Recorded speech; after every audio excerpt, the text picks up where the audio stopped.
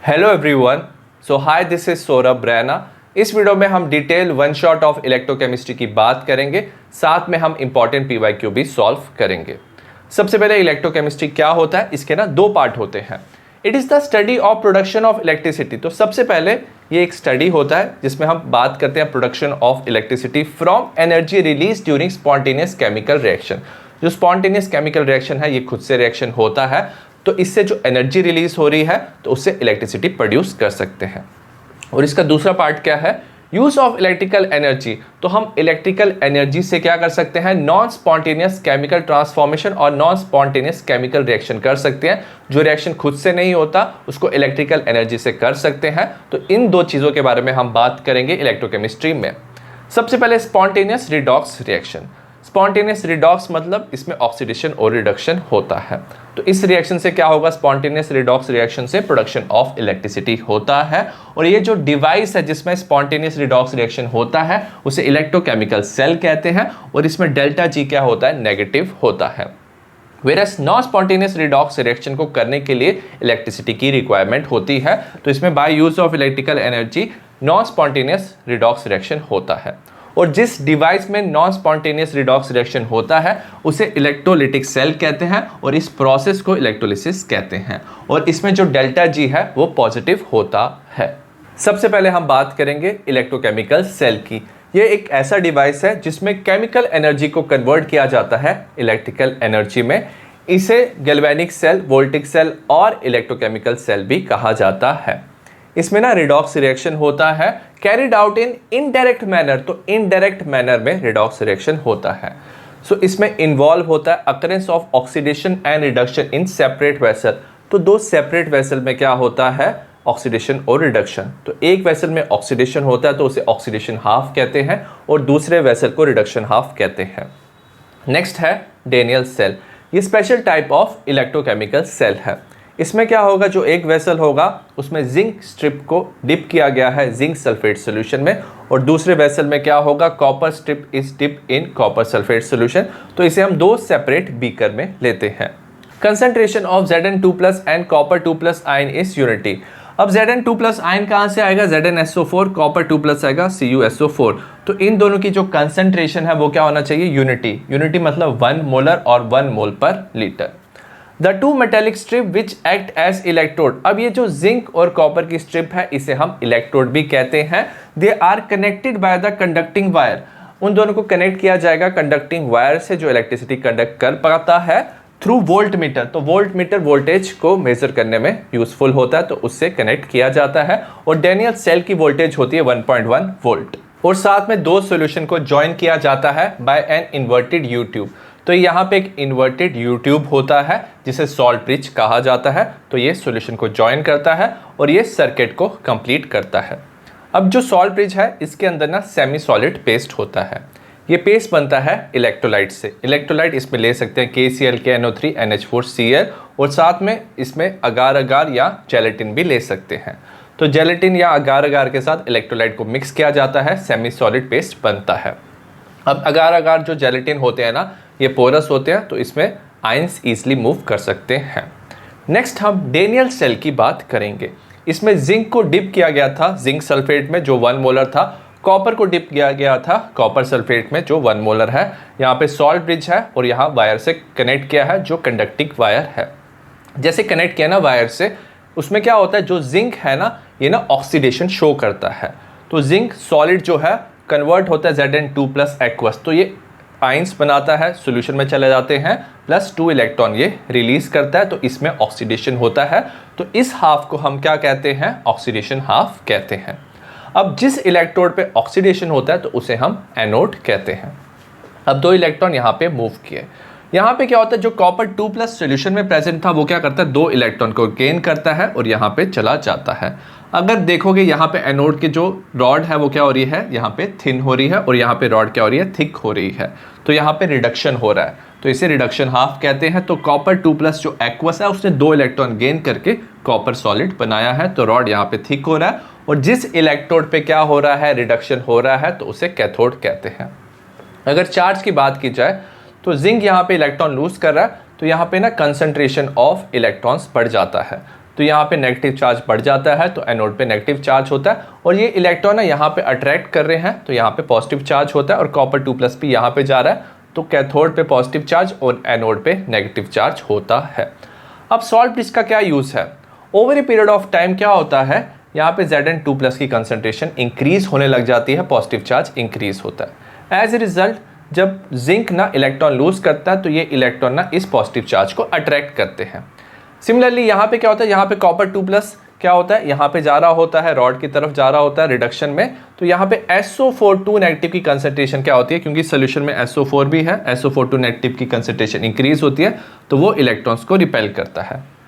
As a result over a period of time क्या होता है, जो सेल है वो काम करना बंद कर देता है, क्योंकि यहाँ पे इलेक्ट्रॉन यहाँ अट्रैक्ट कर रहा है और ये रिपेल कर रहा है।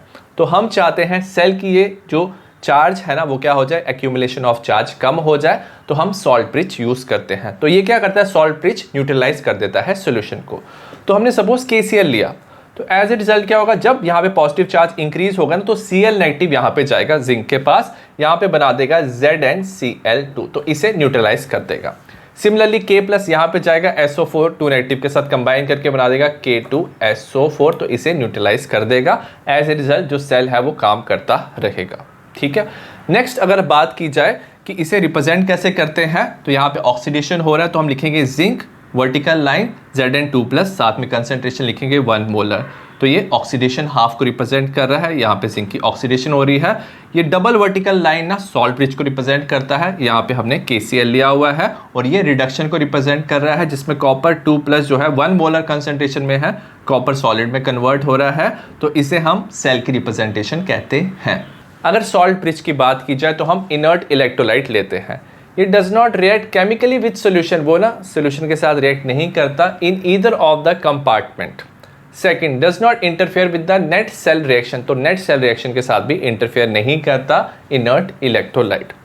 फंक्शन ऑफ सॉल्ट ब्रिज की बात करेंगे, it allow flow of current by completing the circuit, जो सर्किट है उसे कंप्लीट करता है, as a result flow of current होता है। इट मेंटेन इलेक्ट्रिकल न्यूट्रलिटी, तो जो एक्सेस ऑफ चार्ज है ना, तो इनर्ट इलेक्ट्रोलाइट क्या कर देता है, उसको न्यूट्रलाइज कर देता है, तो फ्लो ऑफ करंट जो है वो मेंटेन रहता है। रिप्रेजेंटेशन ऑफ गैल्वेनिक सेल की बात करेंगे, जो M है रिप्रेजेंट करता है symbol of the element, and Mn+ represent it's cation. Oxidation half में क्या होगा, मेटल को पहले लिखेंगे, उसके बाद उसकी कैटाइन के साथ कंसंट्रेशन। रिडक्शन हाफ में हम कैटाइन लिखेंगे, कंसंट्रेशन वर्टिकल लाइन से सेपरेट करेंगे मेटल को। हमने ऑलरेडी पढ़ा जो जिंक है वो बनाता है Zn2+, 1 मोलर वर्टिकल लाइन से सेपरेट किया, तो ये ऑक्सीडेशन हाफ सेल बना रहा है। Copper 2+ 1 molar to copper vertical line से सेपरेट हो रहा है, रिडक्शन हाफ बना रहा है, और ये जो 2 लाइन्स है वर्टिकल लाइन्स, ये सॉल्ट ब्रिज को रिप्रेजेंट करते हैं, तो ये है representation of galvanic cell. Next है when external voltage is applied. हमें पता है जो डैनियल सेल है इसकी वोल्टेज होती है 1.1 वोल्ट। अगर आप एक्सटर्नल वोल्टेज अप्लाई करोगे अपोजिट ऑफ सेल पोटेंशियल, तो क्या होगा? सबसे पहले जो आपने एक्सटर्नल वोल्टेज अप्लाई किया वो लेस है 1.1 वोल्ट से, सो एज ए रिजल्ट क्या होगा, इसकी जो वोल्टेज है उसकी वोल्टेज ज़्यादा है as compare to external voltage, तो जो फ्लो ऑफ इलेक्ट्रॉन्स है वो सेम रहेगा। तो flow of electron will be from zinc rod to the copper rod, but जो फ्लो ऑफ इलेक्ट्रॉन है ना, क्योंकि वोल्टेज कम हो गया वो स्लो डाउन हो जाएगा। और हमें पता है जो फ्लो ऑफ इलेक्ट्रॉन होता है ना, तो उसके अपोजिट डायरेक्शन में फ्लो ऑफ करंट होता है, तो फ्लो ऑफ करंट होगा from copper towards the zinc.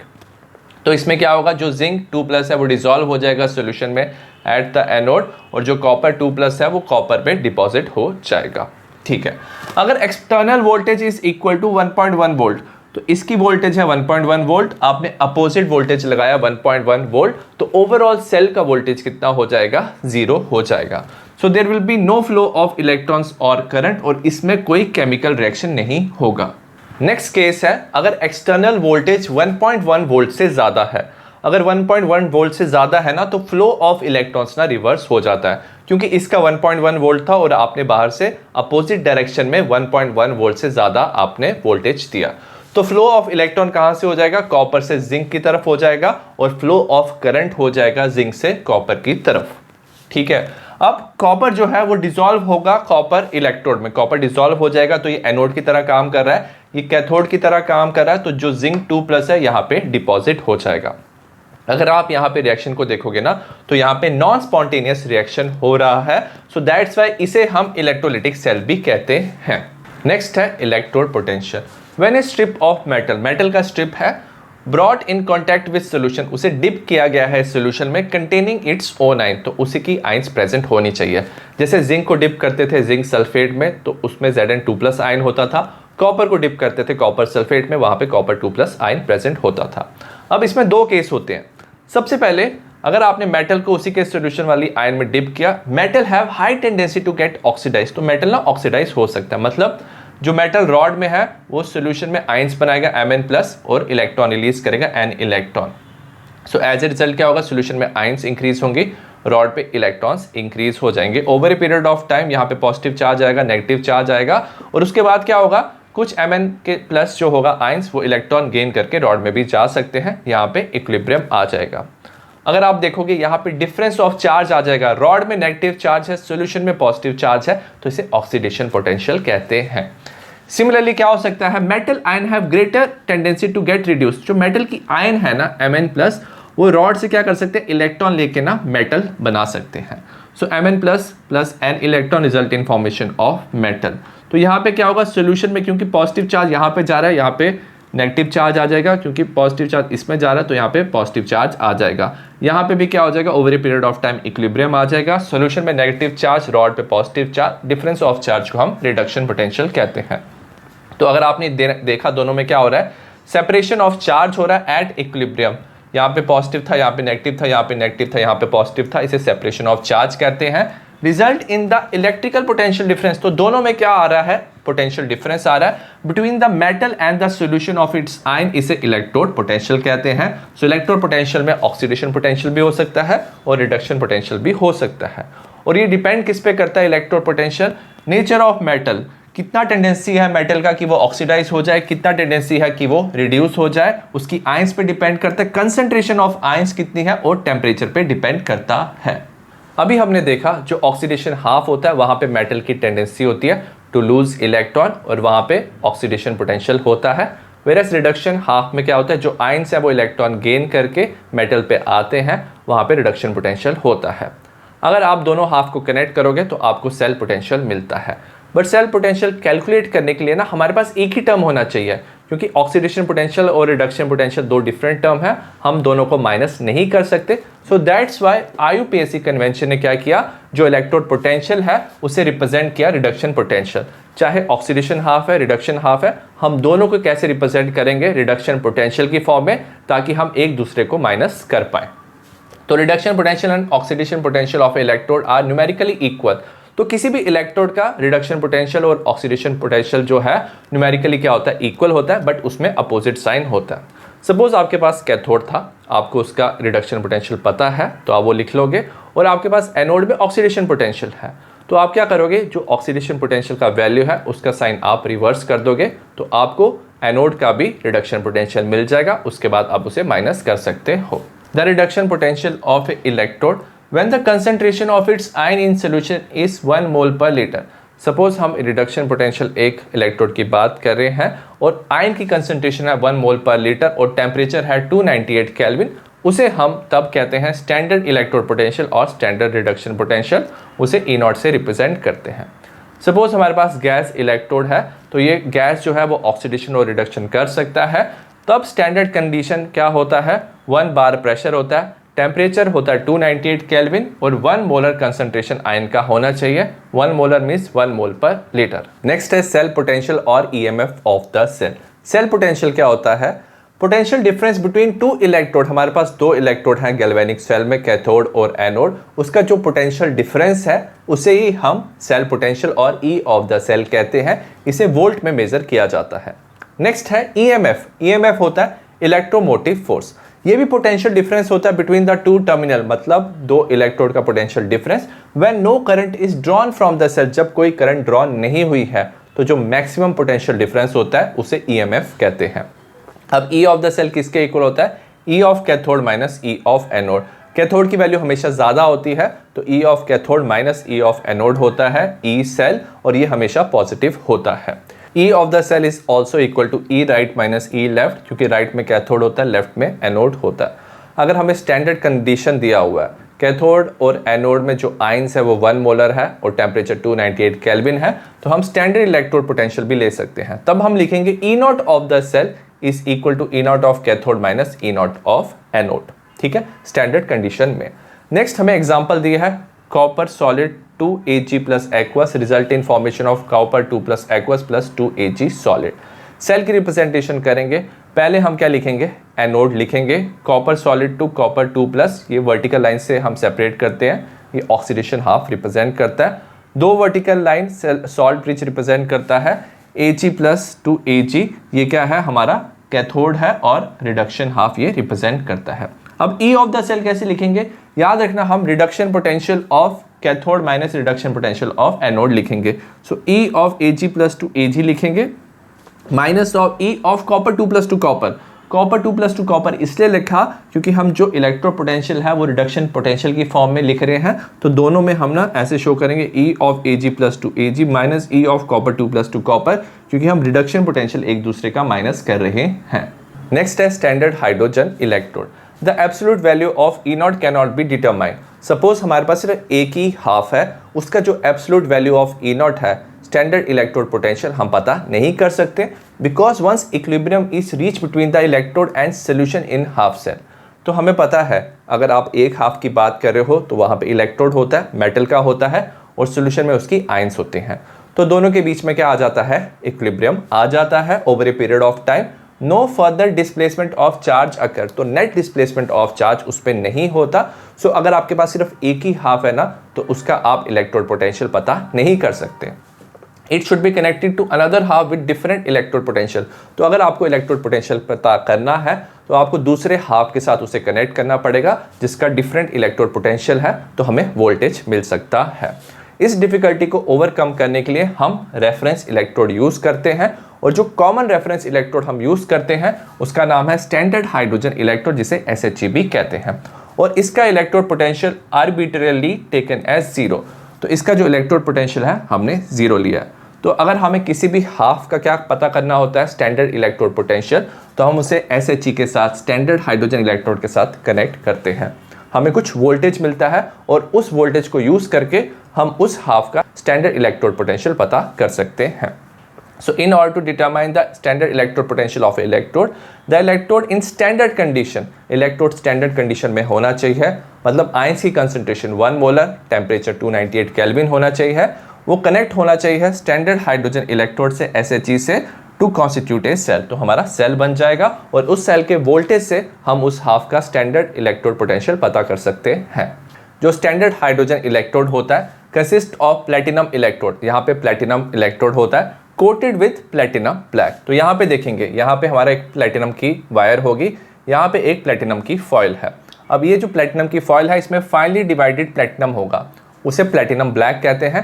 तो ये क्या होता है, पाउडर्ड फॉर्म ऑफ प्लेटिनम को प्लेटिनम की फॉइल पे क्या किया जाता है, कोट किया जाता है, उसे ही प्लेटिनम इलेक्ट्रोड कहते हैं। अब ये जो इलेक्ट्रोड है इसे प्लेस किया जाता है एक बीकर में, और इसमें aqueous solution of some acid होना चाहिए, और जो एसिड है उसमें H+ की कंसंट्रेशन होनी चाहिए 1 मोलर कंसंट्रेशन। तो यहाँ पे 1 मोलर H+ की कंसंट्रेशन होगा। साथ में यहाँ से ना हाइड्रोजन गैस को बबल किया जाता है, continuously bubble through solution at temperature of 298 kelvin. Hydrogen gas 1 bar pressure पे होना चाहिए और 298 केल्विन पे इसे बबल किया जाता है।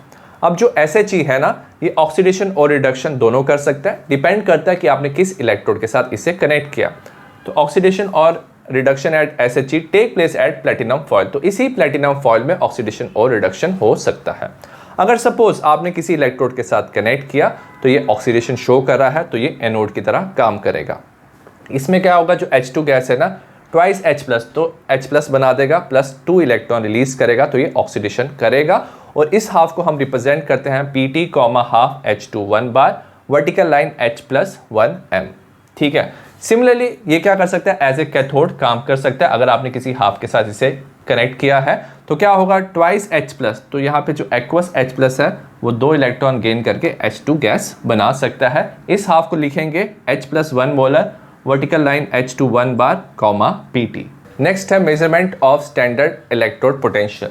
इलेक्ट्रोड इन स्टैंडर्ड कंडीशन को हम कनेक्ट करेंगे SHE से, स्टैंडर्ड हाइड्रोजन इलेक्ट्रोड से, और पोटेंशियल डिफरेंस को मेजर करेंगे यूजिंग वोल्ट मीटर। एग्जाम्पल है हमारे पास zinc electrode containing 1 molar Zn2+ ion. तो जिंक इलेक्ट्रोड को डिप किया है, जो इलेक्ट्रोलाइट है उसमें जिंक 2+ आयन है 1 मोलर, तो ये स्टैंडर्ड कंडीशन में है, उसे SHE के साथ कनेक्ट किया और हमने ऑब्जर्व किया जो फ्लो ऑफ इलेक्ट्रॉन्स है वो हो रहा है जिंक से SHE की तरफ। मतलब जो जिंक है का जो इलेक्ट्रोड है वो ना ऑक्सीडेशन कर रहा है और SHE रिडक्शन कर रहा है। और अगर आप इक्वेशन बनाओगे तो ऐसा होगा, जिंक जो है Zn2+ में कन्वर्ट हो रहा है, तो जो H+ है वो क्या कर रहा है, रिडक्शन कर रहा है, H2 बना रहा है। हमने फ्लो ऑफ इलेक्ट्रॉन से ये पता किया और हमने वोल्टेज देखा, वोल्टेज था 0.76 वोल्ट, वोल्ट मीटर से हमने मेजर किया। ठीक है, हमें पता है E0 ऑफ द सेल किसके इक्वल होता है, E0 of cathode minus E0 of anode. क्योंकि इलेक्ट्रॉन जिंक से SHE की तरफ जा रहे थे तो जिंक क्या है, एनोड है, SHE कैथोड है। तो हम लिखेंगे कैथोड हो जाएगा E0 of H+, vertical line half H2 minus of E0 of Zn2+2 Zn। ठीक है, ये हमने मेजर किया था, हमें मिला था 0.76। अब SHE का E0 का वैल्यू हमें पता है, ये हमने लिया हुआ है 0 minus of E0 of Zn2+2 Zn, और इसको आप वैल्यू को इस तरफ ले जाओगे, इसको इस तरफ लाओगे तो E0 ऑफ Zn2+2 Zn हो जाएगा माइनस 0.76 वोल्ट। तो standard electrode potential of zinc हमें मिल गया minus 0.76 volt using SHE।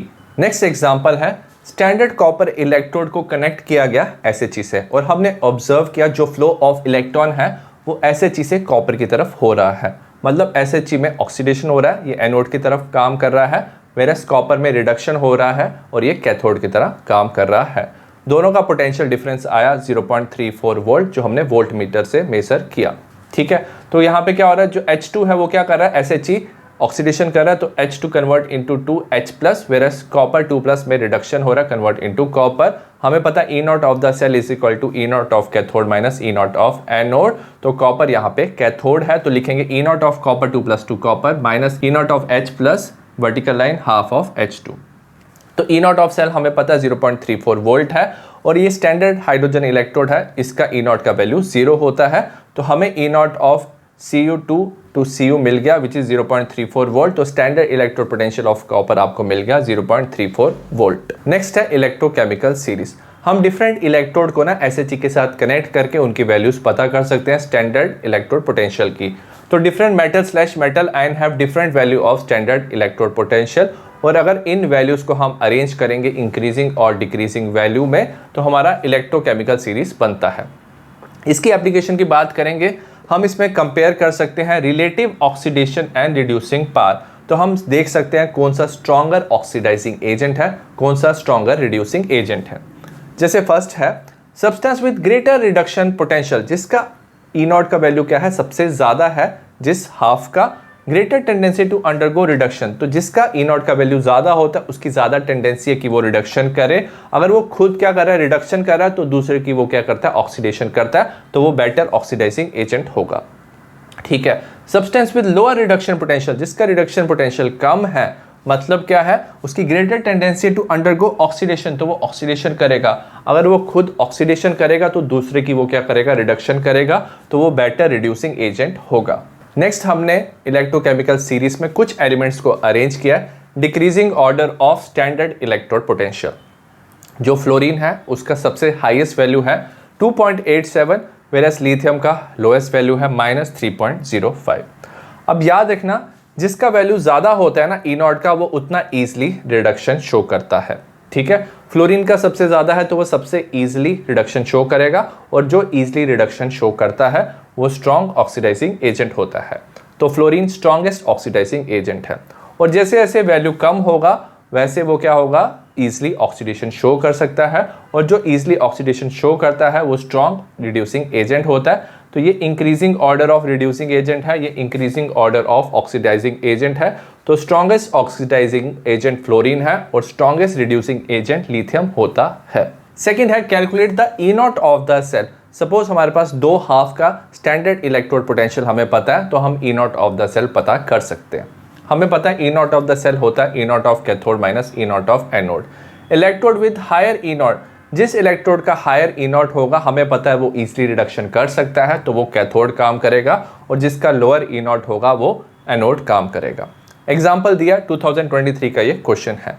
Ag plus ने एक इलेक्ट्रॉन लिया Ag, तो ये रिडक्शन कर रहा है, तो इसका रिडक्शन पोटेंशियल दिया है 0.80 volt. Fe2 plus 2 electron gain कर रहा है, Fe बना रहा है, तो ये भी रिडक्शन कर रहा है, तो इसका भी रिडक्शन पोटेंशियल दिया है -0.44 वोल्ट।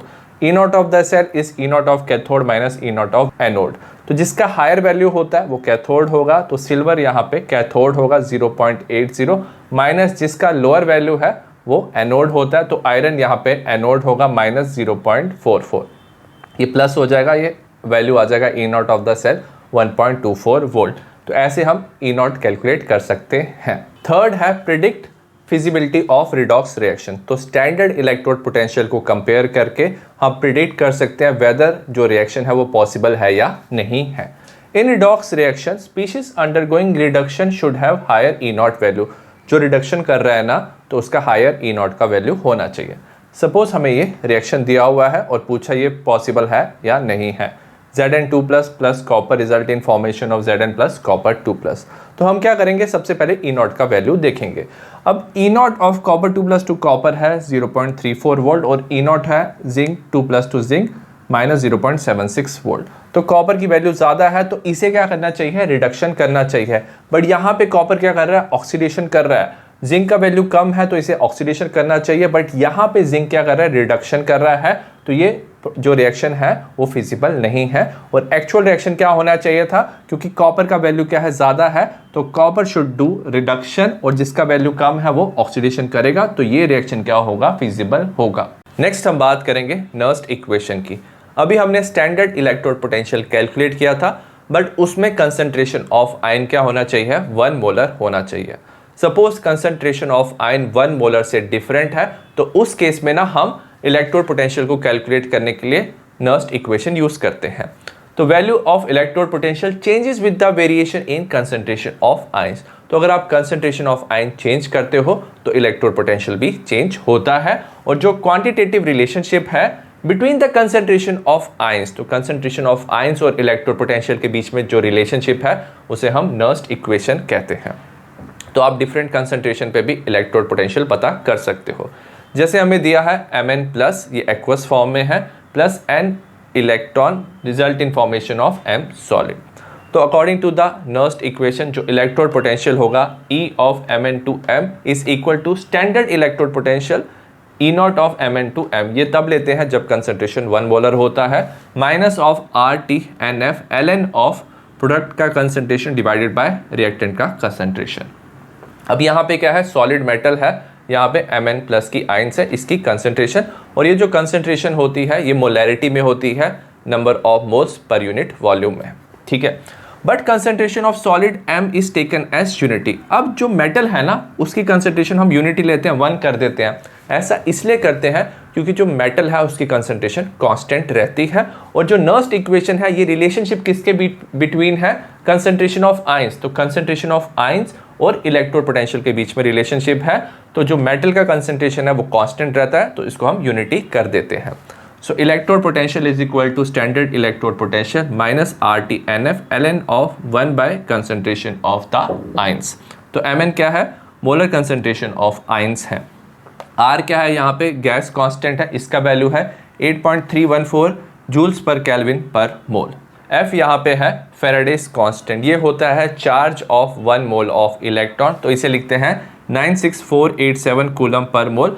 टेम्परेचर है केल्विन में है। और N क्या है, नंबर ऑफ इलेक्ट्रॉन गेन। तो जो Mn प्लस है उसने कितने इलेक्ट्रॉन गेन करके M बनाया है, तो N रिप्रेजेंट करता है नंबर ऑफ इलेक्ट्रॉन गेन्ड। अगर डैनियल सेल की बात करें, जो इलेक्ट्रोड पोटेंशियल है for any given concentration of copper and zinc आप कैलकुलेट कर सकते हो यूजिंग नर्स्ट इक्वेशन। तो कैथोड में क्या होता है, जो कॉपर है वो इलेक्ट्रॉन गेन करता है, तो copper 2 plus gains 2 electron to form copper solid. याद रखना ये जो इलेक्ट्रोड पोटेंशियल है ये रिडक्शन पोटेंशियल की फॉर्म में होता है, is equal to E naught of copper 2 plus 2 copper. तो standard electrode potential minus RT of 2 electron gain कर रहा है 2F ln ऑफ मेटल का कंसंट्रेशन 1 है divided by concentration of ion. अब एनोड की बात करेंगे। एनोड पे वैसे क्या करता है, जिंक इलेक्ट्रॉन लूज करता है, बट हम इसे ना इलेक्ट्रोड पोटेंशियल की फॉर्म में लिख रहे हैं। इलेक्ट्रोड पोटेंशियल रिडक्शन पोटेंशियल होता है, तो हम यहाँ पे रिडक्शन शो करेंगे। Zn2 प्लस 2 इलेक्ट्रॉन गेन करके Zn सॉलिड बनाएगा। तो electrode potential is equal to standard electrode potential of Zn2 plus 2 Zn minus RT of 2 electron gain कर रहा है NF ln ऑफ 1, ये कंसंट्रेशन हम 1 ले लेते हैं मेटल का, divide by concentration of Zn2 plus. Next, अगर सेल पोटेंशियल की बात करें, E ऑफ द सेल किसके इक्वल होता है? E of cathode minus anode. E of क्या हो जाएगा? कैथोड है copper 2 plus 2 copper minus anode है Zn2 प्लस 2 Zn।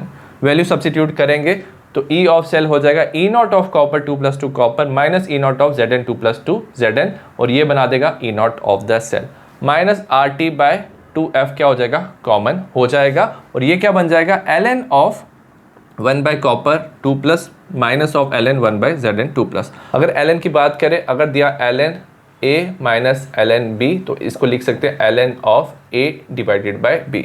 तो इसको हम क्या ले लेंगे? कॉमन ले लेंगे, A डिवाइडेड बाय B, तो इसको इससे डिवाइड करोगे तो Zn क्या हो जाएगा? ऊपर चला जाएगा। तो E ऑफ द सेल हमें मिल जाएगा E naught of the cell minus RT 2F ln of Zn2 plus की concentration divide by copper 2 plus की concentration. For general electrochemical reaction, suppose हमारे पास कोई भी इलेक्ट्रोकेमिकल रिएक्शन है, तो आप उसमें E of the cell potential पता कर सकते हो। यहाँ पे AA BB n electron exchange हो रहे हैं, result in formation of CC/DD। इसमें small a small b small c and small d क्या है? स्टैचोमेट्रिक कोफिशिएंट है। तो इसमें लिखेंगे, फॉर्मूला बन जाएगा E of the cell is equal to E naught of the cell minus RT NF ln of Q। तो इसमें हम नर्स्ट इक्वेशन से ये फॉर्मूला लिख सकते हैं। अब Q क्या होता है? Q होता है कंसंट्रेशन ऑफ प्रोडक्ट में कंसंट्रेशन ऑफ C आ जाएगा raise to power C, D raise to power D, concentration of A raise to power A, B raise to power B। और अगर यहाँ पे जो कंसंट्रेशन है वो सॉलिड है, तो उससे हम क्या कर सकते हैं? 1 लिख सकते हैं, क्योंकि सॉलिड की कंसंट्रेशन क्या रहती है? कांस्टेंट रहती है, तो उसे यूनिटी लिखेंगे। ठीक है, तो जब क्या हो रहा है? रिएक्शन हो रहा है, तो उस टाइम पे जब आप कंसंट्रेशन लेते हो बिफोर द इक्विलिब्रियम, तो हम उसे Q की फॉर्म में लिख सकते हैं ऐसे। ठीक है, so E of the cell is equal to E naught of the cell. अब याद रखना, ये ln होता है, नेचुरल लॉग होता है। अगर आपको इसे log ऑफ 10 की फॉर्म में लिखना है, तो आप यहाँ पे लिखोगे 2.303 RT NF log। तो ln को log अगर आपको लिखना है log ऑफ 10 की फॉर्म में, तो आप मल्टीप्लाई करोगे 2.303 से, concentration of C raise to power C, D raise to power D, A raise to power A, B raise to power B। अगर हम इजी कैलकुलेशन करना चाहते हैं, तो मोस्ट ऑफ द क्वेश्चन में हमें टेम्परेचर दिया होगा 25 डिग्री सेल्सियस, और 25 डिग्री सेल्सियस होता है 298 केल्विन। ठीक है, तो यहाँ पे आप 298 केल्विन सब्स्टिट्यूट कर सकते हो। R का वैल्यू 8.314 जूल पर केल्विन पर मोल, और फेरेडे का वैल्यू कितना होता है? 96487 कूलम पर मोल। तो ये वैल्यू सब्स्टिट्यूट करोगे जब आपको टेम्परेचर दिया 298 केल्विन और 25 डिग्री सेल्सियस, तो हमारा ये फॉर्मूला बन जाएगा E of the cell is equal to E naught of the cell minus 0.059 divide by N क्या है? Exchange of electron, log of C raise to power C, D raise to power D, A raise to power A, B raise to power B। तो इससे आप easily calculation कर सकते हो। Next हमारे पास example है, यहाँ पे सेल का रिप्रेजेंटेशन है Ni solid vertical line, Ni2 plus aqueous, double vertical line Ag plus aqueous, यहाँ वर्टिकल लाइन Ag। ये ऑक्सीडेशन रिप्रेजेंट करता है, ये रिडक्शन रिप्रेजेंट करता है, और ये दो वर्टिकल लाइन जो है ये रिप्रेजेंट करते हैं सॉल्ट ब्रिज। हमें इससे नर्स्ट इक्वेशन लिखना है। सबसे पहले ना हम क्या करेंगे? इनकी ना रिएक्शन लिखेंगे। अब ये ऑक्सीडेशन कर रहा है, ये रिडक्शन कर रहा है। ऑक्सीडेशन कैसे कर रहा है? जो Ni सॉलिड है कन्वर्ट हो रहा है Ni2 प्लस एक्वस में, और ये क्या कर रहा है? रिडक्शन कर रहा है, Ag प्लस कन्वर्ट हो रहा है Ag में। अब हमने देखना है जो ऑक्सीडेशन और रिडक्शन हो रहा है उसमें जो एक्सचेंज ऑफ इलेक्ट्रॉन है वो सेम होना चाहिए। यहाँ पे Ni ना 2 इलेक्ट्रॉन लूज कर रहा था, बट यहाँ पे Ag 1 इलेक्ट्रॉन गेन कर रहा है। Ag प्लस से Ag बन रहा था, तो यहाँ पे हम इसे 2 से मल्टीप्लाई कर लेंगे ताकि वो 2 इलेक्ट्रॉन गेन करे। Ni ने 2 इलेक्ट्रॉन लूज किए और Ag ने 2 इलेक्ट्रॉन गेन किए, तो दैट्स वाई हमने इसे 2 से मल्टीप्लाई कर लिया। अब इसे लिखेंगे E of the cell is equal to E naught of the cell minus 2.303 RT। N की जगह एक्सचेंज ऑफ इलेक्ट्रॉन 2 हुए हैं, ये हो जाएगा 2F log of concentration of Ni2 plus, concentration of Ni2 plus लेंगे, वेराज जो Ag सॉलिड है, सॉलिड को हम इग्नोर करते हैं, divided by concentration of Ag plus raise to power 2। Stoichiometric coefficient 2 था, raise to power 2, whereas Ni solid था, तो इसे हम इग्नोर करेंगे। नेक्स्ट क्वेश्चन है calculate EMF of the following cell, मतलब हमें E ऑफ द सेल निकाला है। Zn solid to Zn2 plus concentration दिया 0.1 molar, Ag plus to Ag concentration 0.01 molar. 2020 का क्वेश्चन है। E naught of Zn 2 plus two Zn दिया -0.76 volts, E naught of Ag plus to Ag 0.80 volts. अगर हमें यहाँ temperature नहीं दिया है क्वेश्चन में तो हम टेम्परेचर को 298 केल्विन लिखेंगे और EMF का मतलब हम E of the cell calculate करेंगे। ठीक है, तो Zn क्या कर रहा है, जिंक यहाँ ऑक्सीडेशन कर रहा है, Zn 2 प्लस बना रहा है, कंसंट्रेशन 0.1 को 10⁻⁻1 भी लिख सकते हैं, और Ag प्लस बना रहा है, Ag रिडक्शन कर रहा है, कंसंट्रेशन को हम 10⁻2 भी लिख सकते हैं। जिंक 2 इलेक्ट्रॉन क्या कर रहा है, लूज कर रहा है, तो Ag प्लस क्या करेगा, 2 इलेक्ट्रॉन गेन करेगा, तो ये हो जाएगा 2Ag प्लस 2Ag। ठीक है, नेक्स्ट जो E ऑफ द सेल है that is equal to E naught of the cell, E naught of the cell के इक्वल हो जाएगा -0.059 डिवाइड बाय n, n है एक्सचेंज ऑफ इलेक्ट्रॉन, यहाँ पे एक्सचेंज ऑफ इलेक्ट्रॉन 2 हो जाएगा। Next log, log of concentration of product, product का concentration Zn 2 plus का कंसंट्रेशन, Ag सॉलिड है इग्नोर करेंगे, divided by concentration of Ag plus raise to power 2। Zinc solid है तो इसे इग्नोर करेंगे, सब्स्टिट्यूट करेंगे value E of the cell, E naught of the cell क्या होगा, E naught of cathode minus anode, silver reduction कर रहा है तो ये कैथोड है, तो सिल्वर का वैल्यू लिखेंगे 0.80 minus E naught of Zn 2 plus two Zn minus 0.76, तो ये हो जाएगा 1.56, माइनस ऑफ हमने सब्स्टिट्यूट किया था 0.059 divide bye 2, exchange of electron 2 था, तो ये हो जाएगा 0.0295। ठीक है, नेक्स्ट हम लिखेंगे लॉग का वैल्यू कितना है, यहाँ पे 10⁻⁻1 है, जो जिंक का वैल्यू 10⁻⁻1 था, डिवाइड बाय Ag प्लस का वैल्यू था 10⁻2 रेज टू पावर 2। ठीक है, तो ये 10⁻1 है, 10⁻4 है, ये ऊपर जाएगा तो ये 10⁻3 हो जाएगा, तो ये आ जाएगा 1.56 माइनस 0.0295 लॉग ऑफ 10⁻3। 3 जो है वो लॉग ऑफ 10⁻3 वो 3 होता है, 3 इससे मल्टीप्लाई हो जाएगा, हमारा आ जाएगा 0.0885, तो 1.56 माइनस 0.0885 हमारा आंसर आ जाएगा 1.47 वोल्ट, तो ये EMF ऑफ द सेल होगा। नेक्स्ट है equilibrium constant from Nernst equation, जो गैल्वेनिक सेल है does not continue to work indefinitely, वो हमेशा काम नहीं कर पाता है। हमें पता है एनोड पे क्या होता है, जो मेटल है वो ऑक्सीडेशन शो करता है, उसकी जो आयंस है सोल्यूशन में आती है, तो there is increase in concentration of metal cation at the anode due to oxidation, और decrease in concentration of metal cation at cathode. Cathode में क्या होता है, जो सोल्यूशन में कैटायन होती है वो इलेक्ट्रॉन गेन करके रिडक्शन करता है, तो उसकी कैटायन क्या होती है, डिक्रीज होती है कैथोड में। एज ए रिजल्ट क्या होता है, over a period of time जो वोल्टेज ऑफ सेल है वो कीप ऑन डिक्रीजिंग होता है। At some time, after some time क्या होता है, there is no change in concentration of cation, anode और कैथोड में जो कंसंट्रेशन ऑफ कैटायंस होती है वो क्या हो जाती है, कांस्टेंट हो जाती है, उनमें इक्विलिब्रियम आ जाता है, और जो वोल्ट मीटर है वो 0 रीडिंग शो करता है। अगर 0 रीडिंग आ रही है मतलब इक्विलिब्रियम इज रीच। हमें पता है E ऑफ द सेल किसके इक्वल होता है, E naught of the cell minus 2.303 RT NF log of Q, Q होता है रिएक्शन क्वोशिएंट। बट इक्विलिब्रियम में क्या होगा, जो सेल है वो काम नहीं करेगा, E ऑफ द सेल जो वोल्टेज है वो 0 हो जाएगा। ठीक है, अब रिएक्शन क्वोशिएंट क्या होता है, इक्विलिब्रियम से पहले की वैल्यू, और जब इक्विलिब्रियम आ जाता है ना तो जो सेम है concentration of product raise to power stoichiometric coefficient divided by concentration of reactant raise to power stoichiometric coefficient, तो वो क्या बन जाता है, इक्विलिब्रियम कांस्टेंट बन जाता है, तो Q Kc हो जाता है, तो ये 0 हो जाएगा। E naught of cell minus 2.303 RT divide by NF log of Kc, इसको हम इस तरफ ले जाएंगे, E naught of the cell is equal to 2.303 RT NF log of Kc at 298 kelvin. जब 298 केल्विन होगा ना तो याद रखना हमने पढ़ा था जो RTF की वैल्यू हमें पता होगी, तो हम E naught of the cell लिख सकते हैं 0.059 divide by N log of Kc। Next हम क्वेश्चन की बात करेंगे, equilibrium constant Kc for a given cell reaction हमें दिया है 10 है, हमें E naught of the cell बताना है। रिएक्शन है A solid B2 plus aqueous result in formation of A2 plus aqueous plus B solid 2014 का क्वेश्चन है। सबसे पहले हम इक्वेशन लिखेंगे, देखेंगे कि कितना एक्सचेंज ऑफ इलेक्ट्रॉन्स हो रहा है। A ने 2 इलेक्ट्रॉन लूज किया, जो B2 प्लस है वो 2 इलेक्ट्रॉन गेन कर रहा है, तो N इज इक्वल टू 2। अगर क्वेश्चन में कुछ नहीं दिया हुआ है ना तो हम टेम्परेचर ना 298 केल्विन लेते हैं, और हमें पता है जो हमारा फॉर्मूला है वो हो जाएगा E naught of the cell is equal to 0.059 divide by N log of Kc। ठीक है, वैल्यू सब्स्टिट्यूट करेंगे, E naught of the cell is equal to 0.059, N का वैल्यू कितना है, ये 2 इलेक्ट्रॉन लूज कर रहे हैं, ये 2 इलेक्ट्रॉन गेन कर रहा है, N का वैल्यू 2 है, log of 10। log of 10 1 होता है, इसे डिवाइड करोगे 2 से तो आ जाएगा हमारा 0.0295, तो E naught of the cell हमारा आ जाएगा 0.0295 वोल्ट्स। नेक्स्ट है इलेक्ट्रोकेमिकल सेल एंड गिव्स एनर्जी ऑफ ए रिएक्शन।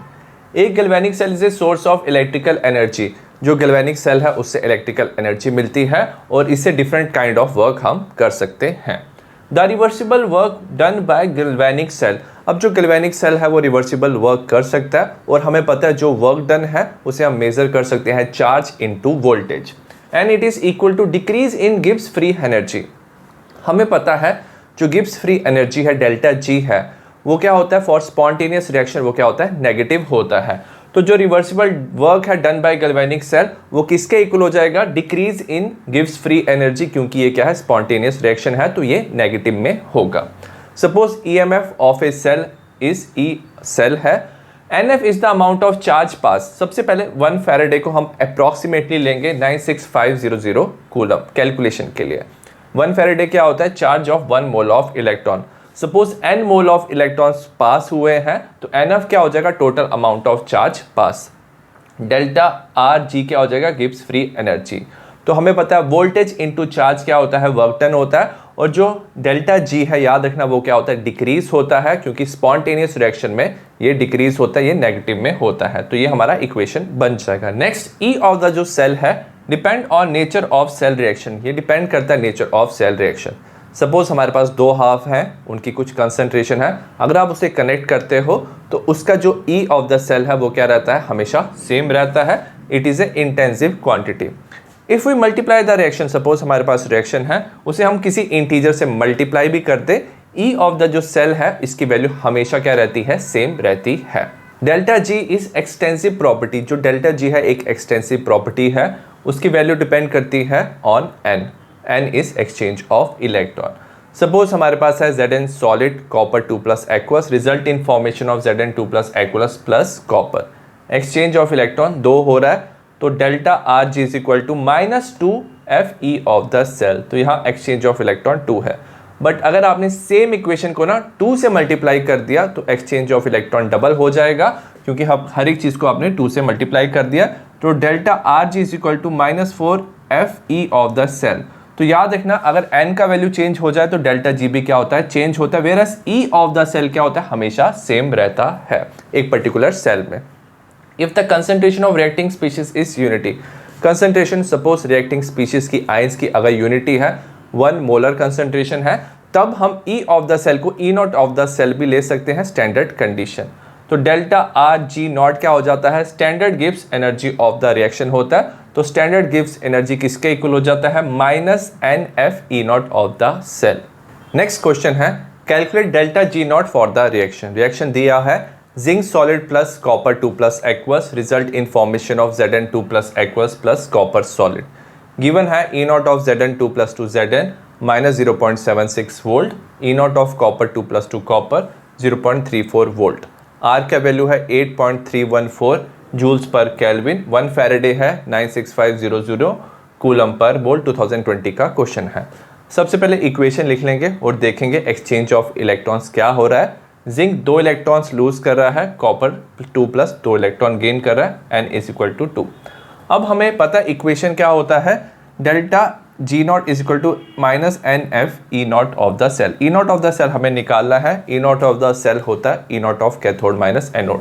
तो जिसका वैल्यू ज़्यादा होता है वो क्या होता है, कैथोड होता है। तो E naught of copper 2 plus 2 copper minus E naught of Zn 2 plus 2 Zn, तो ये हो जाएगा 0.34 माइनस -0.76, तो 1.1 वोल्ट आ गया।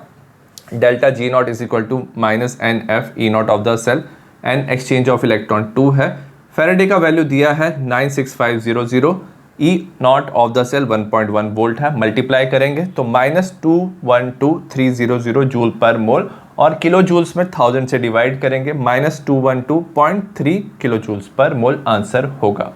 नेक्स्ट है relationship between standard Gibbs energy and equilibrium constant. हमें डेल्टा जी नॉट पता है किसके इक्वल होता है, -NF E naught of the cell, और E naught of the cell भी पता है हमें किसके इक्वल होता है, 2.303 RT divided by NF log of KC। E naught का वैल्यू अगर आप यहाँ पे सब्सिट्यूट करोगे तो delta G naught is equal to -NF 2.303 RT divide by NF log of KC। KC क्या होता है? इक्विलिब्रियम कांस्टेंट होता है, तो NF कैंसिल कर सकते हैं, तो delta G naught is equal to -2.303 RT log of KC। तो ये relationship between standard Gibbs energy and equilibrium constant है। नेक्स्ट क्वेश्चन है, calculate delta G naught and log of KC for the following reaction. nickel solid plus 2 Ag plus aqueous result in formation of Ni2 plus aqueous plus 2 Ag solid 2021-22 का question है। E naught of the cell दिया 1.05 volts, 1 farad दिया है 96500 coulomb per mole. Delta G not log Kc हमें पता करना है। सबसे पहले अगर आप ये रिएक्शन लिखोगे तो इसमें हम एक्सचेंज ऑफ इलेक्ट्रॉन्स देखेंगे। निकल 2 इलेक्ट्रॉन लूज कर रहा है, एक Ag 1 इलेक्ट्रॉन गेन कर रहा है Ag प्लस, यहाँ पे 2 Ag प्लस है, तो यहाँ पे n इज इक्वल टू 2।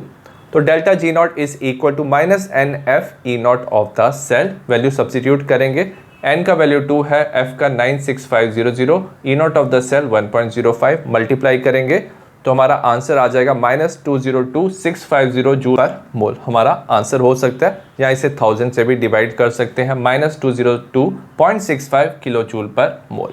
हमें log ऑफ Kc पता करना है। हमारे पास E naught of the cell है, तो E naught of the cell is equal to 0.059 divide by n log of Kc। अगर टेम्परेचर नहीं दिया हुआ है तो हम टेम्परेचर 298 केल्विन ले सकते हैं, तो ये हमारा फॉर्मूला बन जाएगा। E naught of the cell हमारे पास है 1.05, 0.059, n का वैल्यू कितना 2 log ऑफ Kc। तो log ऑफ Kc किसके इक्वल हो जाएगा? 2 इंटू 1.05 डिवाइडेड बाय 0.059, तो log of Kc is equal to 35.59, तो ये हमारा आंसर होगा। नेक्स्ट हम बात करेंगे कंडक्टेंस ऑफ इलेक्ट्रोलाइटिक सॉल्यूशन। इसको पढ़ने से पहले कुछ हम इंपॉर्टेंट टर्म्स पढ़ेंगे। सबसे पहले रेजिस्टेंस, ये कैपिटल R से हम रिप्रेजेंट करते हैं। ये क्या होता है? जो मटेरियल है वो ऑब्स्ट्रक्ट करता है फ्लो ऑफ इलेक्ट्रॉन को। तो resistance of any conductor is directly proportional to the length of the conductor. Length of conductor पे डायरेक्टली प्रोपोर्शनल होता है और इनवर्सली प्रोपोर्शनल होता है area of cross section small a। तो R is directly proportional to L by A। इसको equate करने के लिए हम कांस्टेंट लिखते हैं, तो R is equal to rho L by A। ये जो कांस्टेंट होता है रो, इसे हम स्पेसिफिक रेजिस्टेंस और रेजिस्टिविटी भी कहते हैं। हर एक मटेरियल का एक पर्टिकुलर रेजिस्टिविटी होता है। यूनिट ऑफ रेजिस्टेंस होता है ओम। रेजिस्टिविटी की बात करेंगे तो resistivity is equal to RA by L। Resistivity is defined as the resistance offered by conductor. Suppose अगर हम रेजिस्टिविटी और रेजिस्टेंस को इक्वेट करना चाहते हैं, it is the resistance offered by conductor of 1 centimetre. तो लेंथ 1 यूनिट हो जाएगा 1 centimetre, and area of cross section 1 centimetre square हो जाएगा। तो resistivity become equal to resistance. और हमें पता है अगर एरिया 1 सेंटीमीटर स्क्वायर है, लेंथ 1 सेंटीमीटर है, तो ओवरऑल क्या हो जाता है? 1 सेंटीमीटर क्यूब बन जाता है। ठीक है, तो उस केस में resistivity will become equal to resistance. और यूनिट की बात करेंगे, इसका होता है ओम सेंटीमीटर। नेक्स्ट है कंडक्टेंस, इसे G से रिप्रेजेंट किया जाता है। It's the measure of ease with which current flow through the conductor. कितना ईजिली क्या कर सकता है जो करंट है फ्लो कर सकता है थ्रू द कंडक्टर, उसे कंडक्टेंस कहते हैं। It may be defined as the reciprocal of resistance.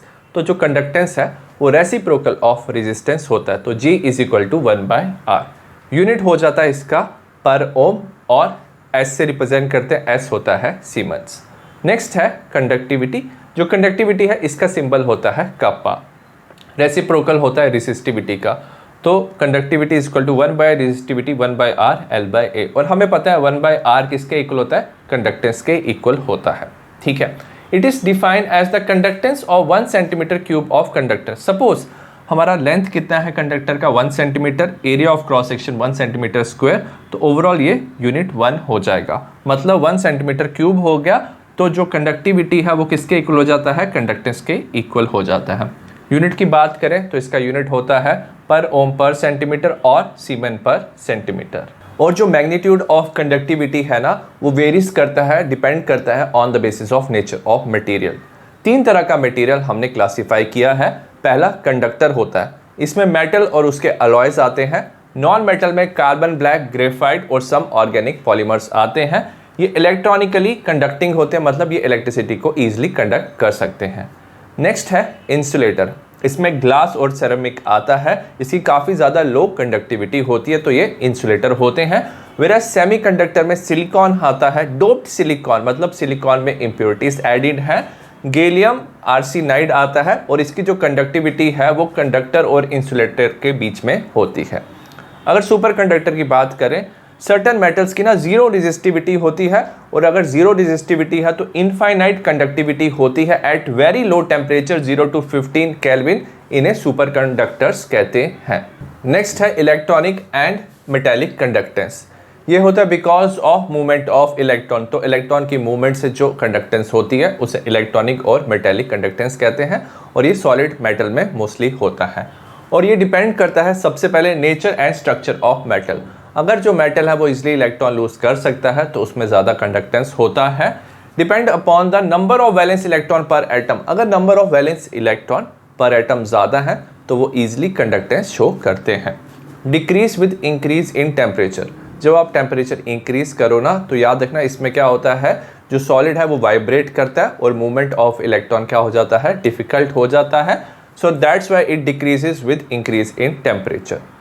Whereas ionic conductance and electrolytic conductance किस में होता है, या तो सब्सटेंस मोल्टन फॉर्म में है और या एक्वस फॉर्म में है, तो इसमें आयंस होती हैं। आयंस की मूवमेंट को ही हम क्या बोलते हैं, आयनिक और इलेक्ट्रोलिटिक कंडक्टेंस। ये डिपेंड करता है नेचर ऑफ इलेक्ट्रोलाइट में। अगर स्ट्रॉन्ग इलेक्ट्रोलाइट है ना, वो ज़्यादा डिसोसिएट होता है, ज़्यादा डिसोसिएट होने से ज़्यादा आयंस प्रोड्यूस करता है, तो उसकी हायर कंडक्टिविटी होती है। सेकेंड है size of the ions and their solvation. तो साइज ऑफ आयन और उनके सॉल्वेशन पे डिपेंड करता है। अगर सपोज आयन का साइज स्मॉल है, उसका चार्ज टू मास रेशो ज़्यादा है, तो अट्रैक्शन हो जाता है आयंस एंड सॉल्वेंट के बीच में। तो आयंस को क्या करता है, सॉल्वेंट ना सराउंड कर लेता है, इसे ही सॉल्वेशन कहते हैं। और अगर आयंस को सॉल्वेंट मॉलिक्यूल ने सराउंड कर दिया तो उनकी जो मूवमेंट है वो डिफिकल्ट हो जाती है और लोअर कंडक्टिविटी हो जाती है। ये डिपेंड करता है nature of solvent and it's viscosity. अगर पोलर सॉल्वेंट है ना, तो याद रखना जो इलेक्ट्रोलाइट है वो इजीली क्या कर सकता है, डिसोसिएट हो सकता है, वो लार्ज आयनाइजेशन शो करेगा और इंक्रीज करेगा कंडक्टिविटी, क्योंकि नंबर ऑफ आयंस इंक्रीज हो रहे हैं। और विस्कोसिटी ज़्यादा है, तो ज़्यादा विस्कस होने से ना उसकी जो मूवमेंट ऑफ आयंस है वो डिफिकल्ट हो जाता है, एज ए रिजल्ट डिक्रीज होता है कंडक्टिविटी। ऑल्सो डिपेंड करता है कंसनट्रेशन ऑफ इलेक्ट्रोलाइट। अगर कंसनट्रेशन ऑफ इलेक्ट्रोलाइट ज़्यादा है तो पर यूनिट वॉल्यूम जो आयंस है वो ज़्यादा है, तो ज़्यादा कंडक्टिविटी होता है। और फिफ्थ पॉइंट है द इंक्रीज ऑफ टेम्परेचर। अगर आप टेम्परेचर इंक्रीज करो, इससे इंक्रीज होता है आयनाइजेशन। नंबर ऑफ आयंस जो है वो ज़्यादा डिसोसिएट होती हैं। ऑल्सो मूवमेंट ऑफ आयंस, जो मूवमेंट ऑफ आयंस है वो भी इंक्रीज होती है, तो ओवरऑल कंडक्टेंस इंक्रीज होता है टेम्परेचर इंक्रीज करने से। नेक्स्ट है measurement of the conductivity of ionic solution. अगर हमारे पास आयनिक सोल्यूशन है, उसकी अगर आपको कंडक्टिविटी पता करनी है तो आपको सबसे पहले उसका रेजिस्टेंस पता करना होता है। The accurate measurement of unknown resistance can be performed on a Wheatstone bridge। तो अगर आपके पास Wheatstone bridge है तो उससे आप unknown resistance पता कर सकते हो आयनिक सोल्यूशन का। बट इसमें दो प्रॉब्लम फेस हुआ मेजरिंग ऑफ आयनिक रेजिस्टेंस में। सबसे पहले अगर आप पास करोगे ना DC which is direct current, तो वो क्या करता है, कॉम्पोजिशन चेंज करता है सोल्यूशन का, क्योंकि DC क्या करता है, आयनाइजेशन करता है। एज ए रिजल्ट जो कंडक्टिविटी है वो चेंज हो जाता है। सेकेंड है a solution cannot be connected to the bridge. अब जो सोल्यूशन है ना वो डायरेक्टली हम ब्रिज से कनेक्ट नहीं कर सकते। क्यों नहीं कनेक्ट कर सकते, अगर आप वायर से डायरेक्टली कनेक्ट करोगे तो शॉर्ट सर्किट हो सकता है, लाइक मेटेलिक वायर और सॉलिड कंडक्टर। तो दो प्रॉब्लम था, तो इनके दो सोल्यूशन थे। सबसे पहली प्रॉब्लम का सोल्यूशन था जो DC है उसकी जगह AC सोर्स ऑफ पावर हम यूज़ कर सकते हैं, ऑल्टरनेटिंग करंट, तो ये कंपोजिशन चेंज नहीं करता। और साथ में हम एक स्पेशली डिज़ाइन वेसल बनाएंगे जिसका नाम है कंडक्टिविटी सेल। कंडक्टिविटी सेल में ही हम क्या डालेंगे, इलेक्ट्रोलाइट डालेंगे, और इसे हम कनेक्ट करेंगे व्हीटस्टोन ब्रिज से, जिससे हम रेजिस्टेंस मेज़र कर पाएँ। अब जो कंडक्टिविटी सेल है ना, अगर इसकी बात करें, इसमें दो प्लेटिनम के इलेक्ट्रोड होते हैं coated with platinum black. Platinum black क्या होता है, जो प्लेटिनम है वो पाउडर फॉर्म में होता है, वो क्या करता है, प्लेटिनम के इलेक्ट्रोड को कोट करता है। अब ये जो प्लेटिनम का इलेक्ट्रोड है, इनका area of cross section A होता है and are separated by distance. दो इलेक्ट्रोड का डिस्टेंस होता है L। हमारे पास दो तरह के कंडक्टिविटी सेल हो सकते हैं। ये दो कंडक्टिविटी सेल हैं, दोनों में आयनिक सोल्यूशन प्रेजेंट होगा, साथ में प्लेटिनाइज प्लेटिनम इलेक्ट्रोड यहाँ पे प्रेजेंट है। ये कनेक्टिंग वायर है। जो कनेक्टिंग वायर है वो क्या करती है, कनेक्ट करती है व्हीटस्टोन ब्रिज के साथ। हमें पता है resistance is equal to rho L/A। रो क्या होता है, 1 बाय कंडक्टिविटी भी होता है, तो resistance is equal to 1 by kappa L/A। अब ये जो L/A है इसे सेल कांस्टेंट कहते हैं। क्योंकि जो L है ये डिस्टेंस बिटवीन इलेक्ट्रोड होता है, A होता है एरिया ऑफ क्रॉस सेक्शन, ये कांस्टेंट रहते हैं for a particular conductivity cell. तो L/A हमारा कांस्टेंट होता है, इसे सेल कांस्टेंट कहते हैं, इसे G स्टार से रिप्रेजेंट करते हैं। तो resistance is equal to L/A की जगह G star divide by conductivity होगा। बट जो measurement of L and A है अनरिलायबल है, क्योंकि इसे मेजर करना थोड़ा डिफिकल्ट होता है। तो हम क्या करते हैं, हमें पता है G star equal to L/A होता है और G star equal to resistance into conductivity. हम सेल कांस्टेंट को कैसे पता करते हैं, by measuring resistance of a cell. एक रेजिस्टेंस सेल का पता करेंगे जिसमें सॉल्यूशन है, हुज कंडक्टिविटी हम ऑलरेडी हमें पता है। जैसे एग्जांपल लेंगे KCl का, तो डिफरेंट कंसंट्रेशन में हम क्या करेंगे, इसकी कंडक्टिविटी पता करेंगे और उससे हम क्या करेंगे, रेजिस्टेंस से मल्टीप्लाई करके G स्टार की वैल्यू पता कर सकते हैं। सो एज ए रिजल्ट क्या हो जाएगा, हमारे पास एक जो कंडक्टिविटी सेल है उसका हमें सेल कांस्टेंट मिल जाएगा। तो सेल कांस्टेंट कांस्टेंट रहेगा। तो once cell constant is determined we can measure resistance और कंडक्टिविटी ऑफ एनी सॉल्यूशन। उसमें आप कोई भी सॉल्यूशन अगर आप डालते हो तो G स्टार का वैल्यू क्या रहता है, कांस्टेंट रहता है, और उससे हम मेजर कर सकते हैं resistance and conductivity of any solution.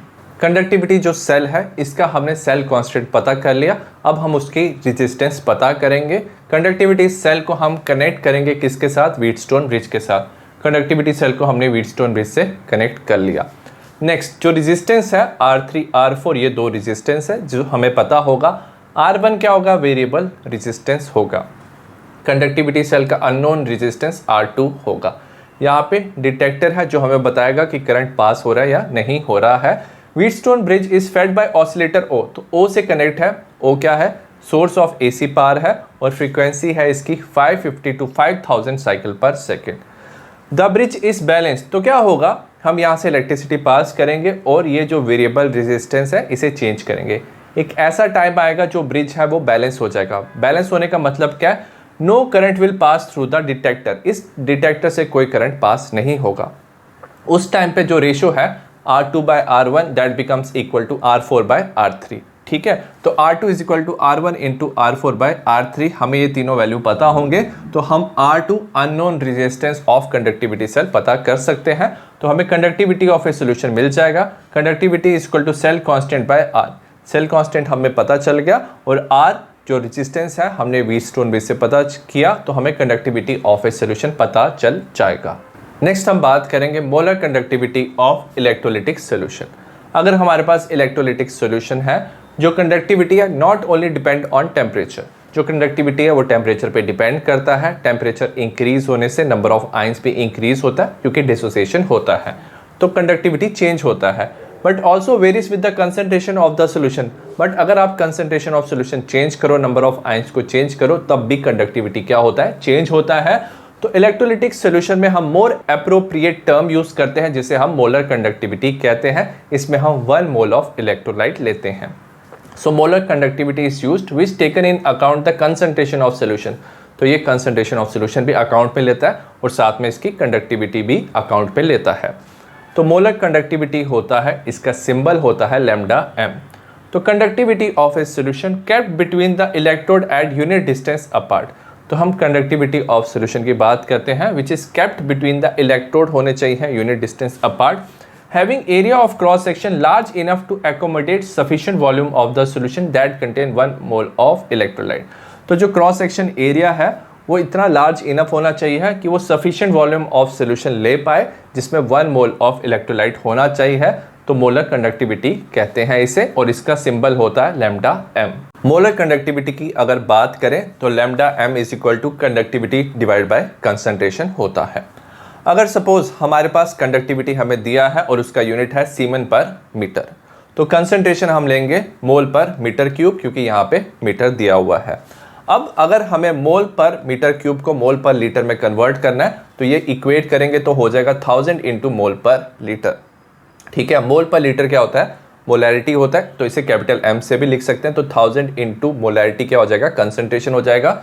तो कंसंट्रेशन को यहाँ सब्स्टिट्यूट करेंगे तो lambda m is equal to conductivity divide by 1000 into molarity और इसका यूनिट हो जाएगा semen metre square per mole.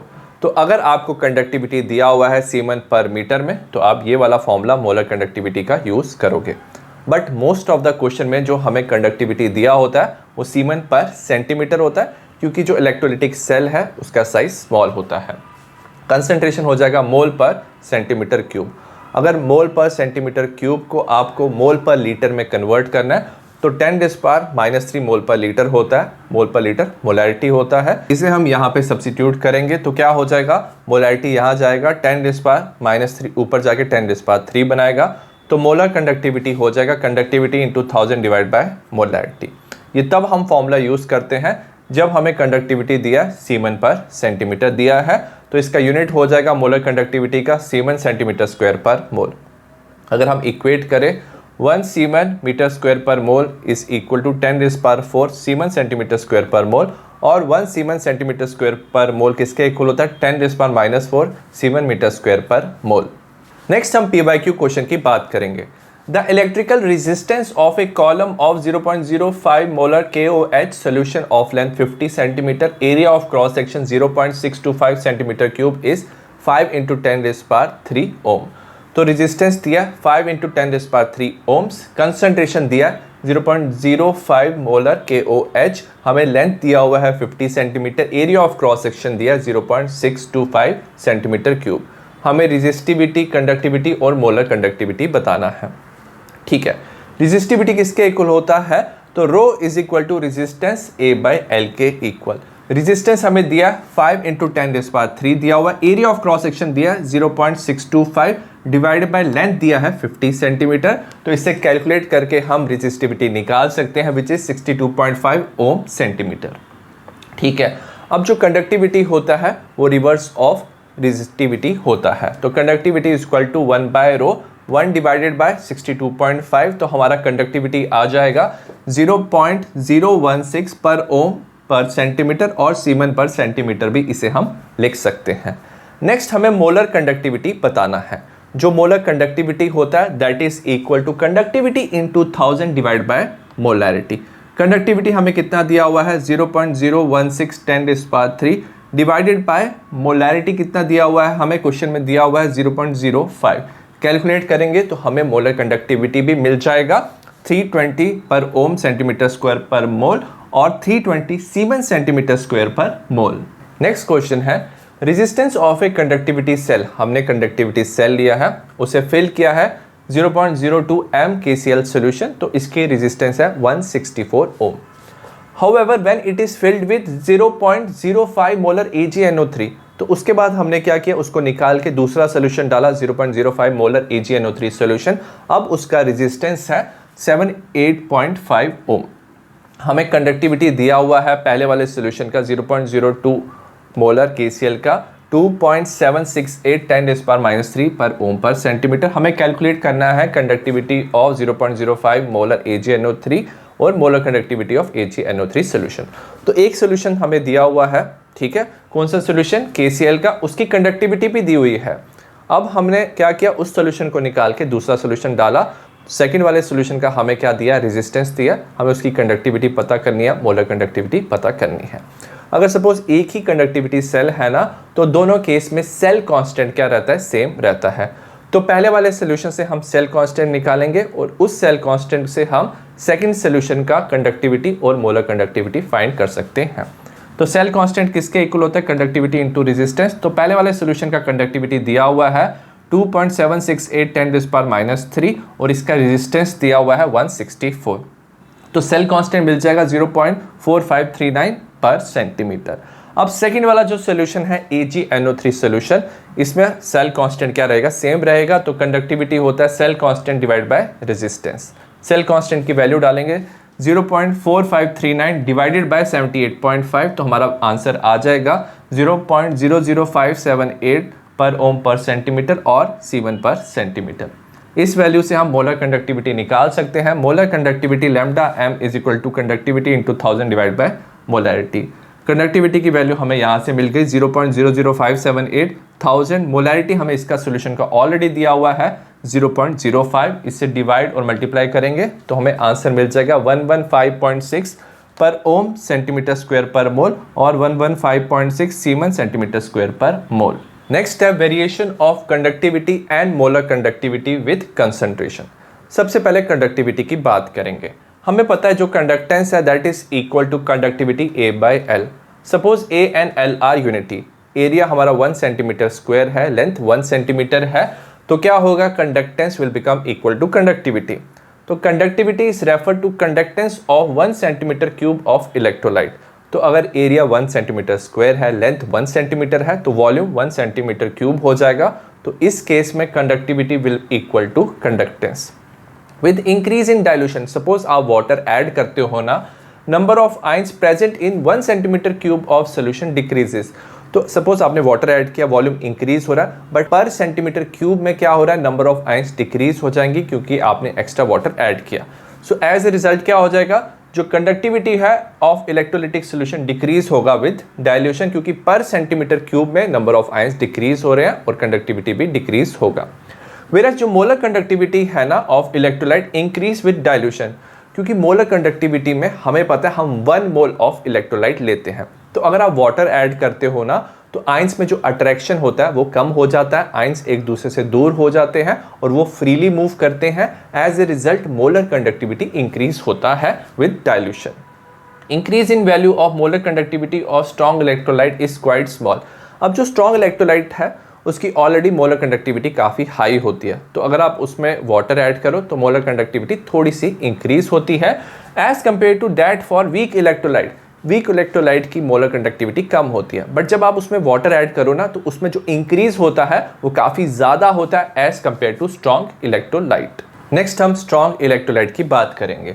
For strong electrolyte molar conductivity increases slowly with dilution. Suppose हमारे पास KCl है, मोलर कंडक्टिविटी है, ये अंडर रूट ऑफ C क्या है, कंसंट्रेशन का अंडर रूट है।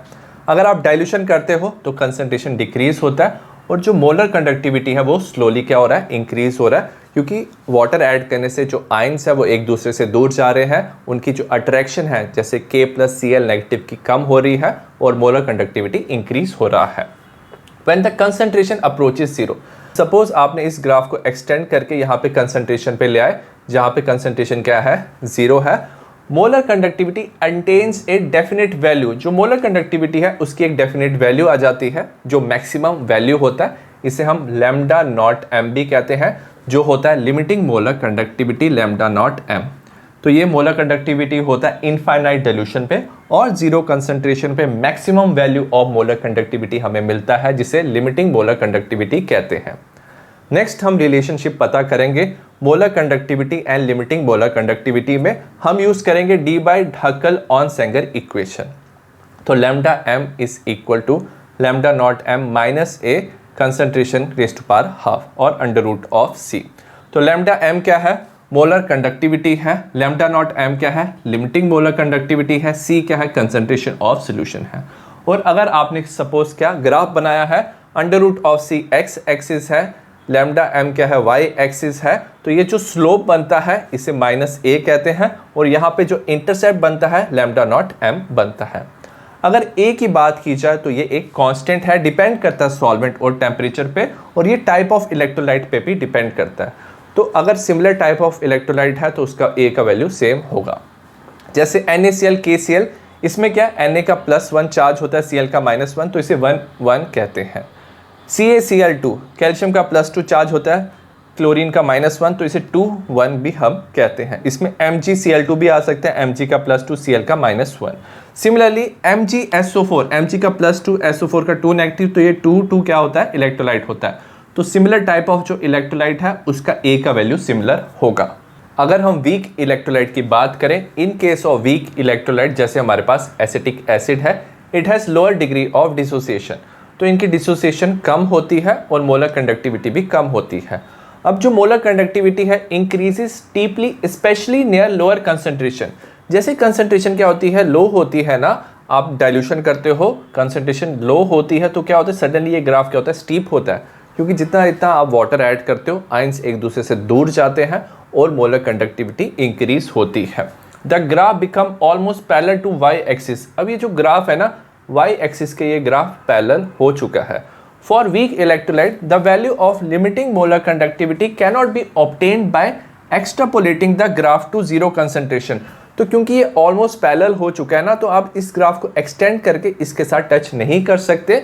सो दैट्स वाई हम limiting molar conductivity week electrolyte का पता कर सकते हैं इनडायरेक्टली बाय यूजिंग कॉलरेश लॉ। तो कॉलरेश लॉ से इनडायरेक्टली हम limiting molar conductivity of weak electrolyte पता करेंगे, क्योंकि ग्राफ में ये वैल्यू क्या हो चुका है, पैरेलल हो चुका है, तो इसे हम ग्राफ से टच नहीं कर सकते। नेक्स्ट है Kohlrausch law of independent migration of ions. It states that limiting molar conductivity of an electrolyte, अगर limiting molar conductivity of electrolyte की बात करें, it can be represented as the sum of individual contribution of anion and cation of the electrolyte। तो ये क्या कहता है, जब ना लिमिटिंग मोलर कंडक्टिविटी आता है, कंडक्टिविटी एट इनफाइनाइट डिल्यूशन और जीरो कंसंट्रेशन, चाहे हमारे पास स्ट्रॉन्ग इलेक्ट्रोलाइट है या वीक इलेक्ट्रोलाइट है, तो एनायन और कैटायन ना कंप्लीटली सेपरेट हो जाते हैं। तो जो limiting molar conductivity of electrolyte होता है वो सम हो जाता है individual contribution of cation and anion. तो limiting molar conductivity of electrolyte can be represented as the sum of individual contribution of anion and cation of the electrolyte, चाहे strong और weak electrolyte है। जैसे हमारे पास यहाँ पे एग्जांपल है, limiting molar conductivity of NaCl किसके इक्वल हो जाएगा, तो ये हो जाएगा lambda naught of Na plus limiting molar conductivity of Na plus limiting molar conductivity of Cl negative. Similarly limiting molar conductivity of BaCl2 किसके इक्वल हो जाएगा, limiting molar conductivity of Ba2 plus, यहाँ Cl2 था, यहाँ पे 2 मोल हो गए, तो यहाँ ट्वाइस लिखेंगे limiting molar conductivity of Cl negative. Similarly limiting molar conductivity of Na2SO4 किसके इक्वल हो जाएगा, यहाँ पे ट्वाइस था तो twice limiting molar conductivity of Na plus limiting molar conductivity of SO4 negative. Next question है, calculate the limiting molar conductivity of MgCl2। Limiting molar conductivity का value दिया है Mg2 प्लस और Cl नेगेटिव आयन का 106 siemens centimetre square per mole and 76.3 siemens centimetre square per mole respectively. 2021-22 का question है। हमें पता है limiting molar conductivity of MgCl2 किसके इक्वल होता है, limiting molar conductivity of Mg2 plus twice of limiting molar conductivity of Cl negative, क्योंकि यहाँ पे Cl क्या है, ट्वाइस है। वैल्यू सब्स्टिट्यूट करेंगे, Mg का वैल्यू है 106, ट्वाइस ऑफ Cl नेगेटिव का वैल्यू है 76.3, तो 106 प्लस 152.6 ऐड करेंगे तो हमारा फाइनल आंसर आ जाएगा limiting molar conductivity of MgCl2 285.6 siemens centimetre square per mole. Next है एप्लीकेशन ऑफ कॉलरेश लॉ। पहला है calculation of limiting molar conductivity of weak electrolyte. Weak electrolyte की जो लिमिटिंग मोलर कंडक्टिविटी है वो आप ग्राफ से पता नहीं कर सकते, बट हम क्या कर सकते हैं, knowledge of limiting molar conductivity of strong electrolyte, जो स्ट्रॉन्ग इलेक्ट्रोलाइट है उसका हम लिमिटिंग मोलर कंडक्टिविटी ग्राफ से पता कर सकते हैं। तो उसी नॉलेज को यूज करके हम limiting molar conductivity of weak electrolyte पता करेंगे। सपोज हमारे पास वीक इलेक्ट्रोलाइट है एसिटिक एसिड, तो limiting molar conductivity of acetic acid will be equal to, अगर हम कॉलरेश लॉ की बात करें चाहे स्ट्रॉन्ग और वीक इलेक्ट्रोलाइट है, that will be equal to the limiting molar conductivity of CH3COO negative plus limiting molar conductivity of H plus, क्योंकि ये कंप्लीट डिसोसिएशन हो जाती है चाहे स्ट्रॉन्ग हो या वीक इलेक्ट्रोलाइट हो इनफाइनाइट डिल्यूशन पे।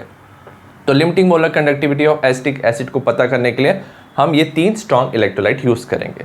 सबसे पहले ना हम ना जो कॉमन आयन है ना वो वाला इलेक्ट्रोलाइट ऐड करते हैं, जैसे limiting molar conductivity of CH3COO Na, इसमें CH3COO नेगेटिव कॉमन था तो ये ऐड किया, plus limiting molar conductivity of HCl, यहाँ पे H कॉमन था तो इसे ऐड करेंगे, माइनस Na और Cl हमें नहीं चाहिए तो limiting molar conductivity of NaCl हम माइनस करेंगे। तो अगर आप इसको ओपन कर लोगे तो हो जाएगा limiting molar conductivity of CH3CO negative plus limiting molar conductivity of Na plus limiting molar conductivity of H plus molar conductivity of Cl negative limiting molar conductivity of Na plus minus limiting molar conductivity of Cl negative.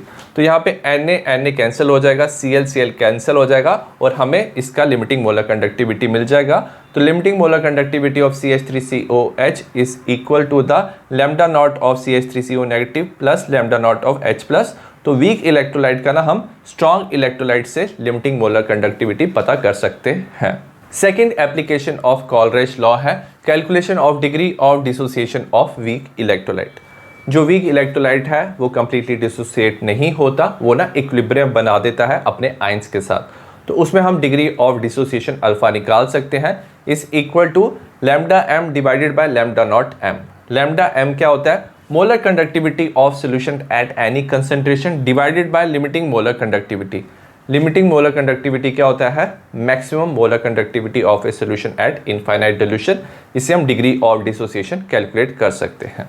Third है calculation of dissociation constant.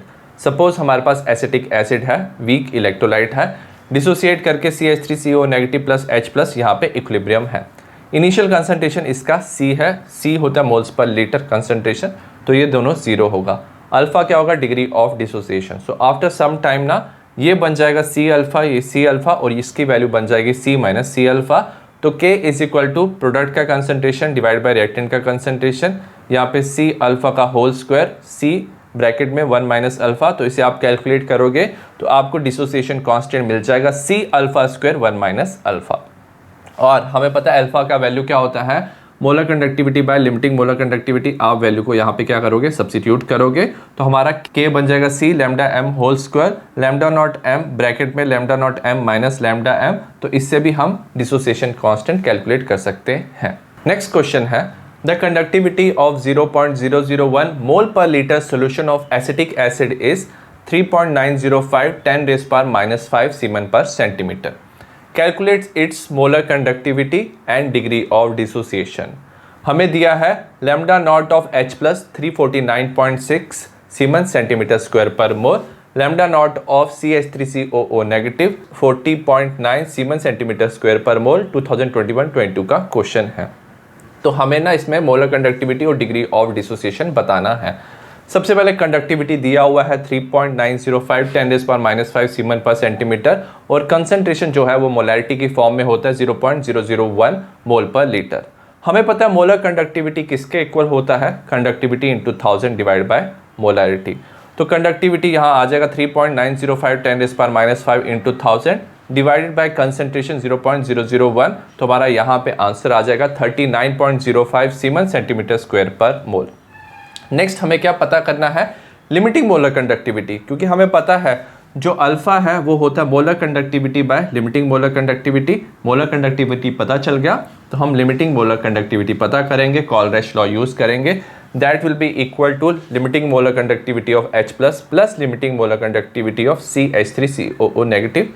Value दिया हुआ है यह 349.6 plus 40.9 add करेंगे बन जाएगा 390.5 सीमेन centimetre square per मोल।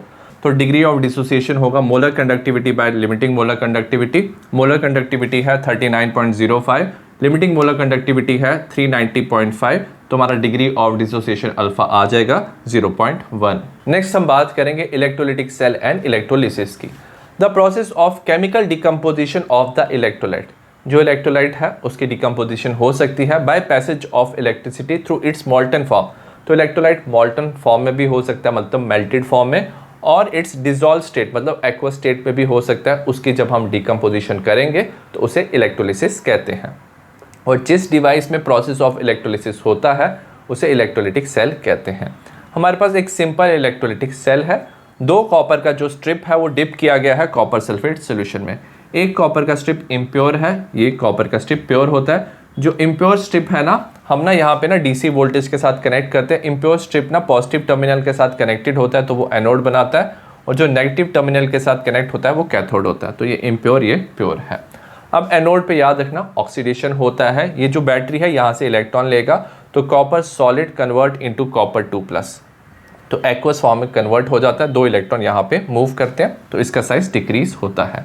Whereas cathode में क्या होता है, जो कॉपर 2+ सोल्यूशन में है वो 2 इलेक्ट्रॉन गेन करके यहाँ पे जाता है, तो यहाँ पे साइज डिक्रीज हो रहा है, यहाँ पे साइज इंक्रीज हो रहा है। और यहाँ पे जो भी इम्प्योरिटीज है वो सोल्यूशन में या तो डिसॉल्व हो सकती है या तो सॉलिड फॉर्म में एनोड मट बना सकती है। तो impure copper is converted into copper of high purity. तो इम्प्योर कॉपर जो है वो हाई प्योरिटी कॉपर बनाता है, और जो प्योर कॉपर है वो डिपॉजिट हो जाता है कैथोड में। तो it's a type of electrolytic cell. Next है क्वांटिटेटिव एस्पेक्ट्स ऑफ इलेक्ट्रोलिसिस। इसमें पहला हम बात करेंगे Faraday first law of electrolysis. ये हमें बताता है the amount of chemical reaction which occur at any electrode. तो कितना केमिकल रिएक्शन हो रहा है at any electrode during electrolysis by a current is proportional to the quantity of electricity pass through the electrolyte.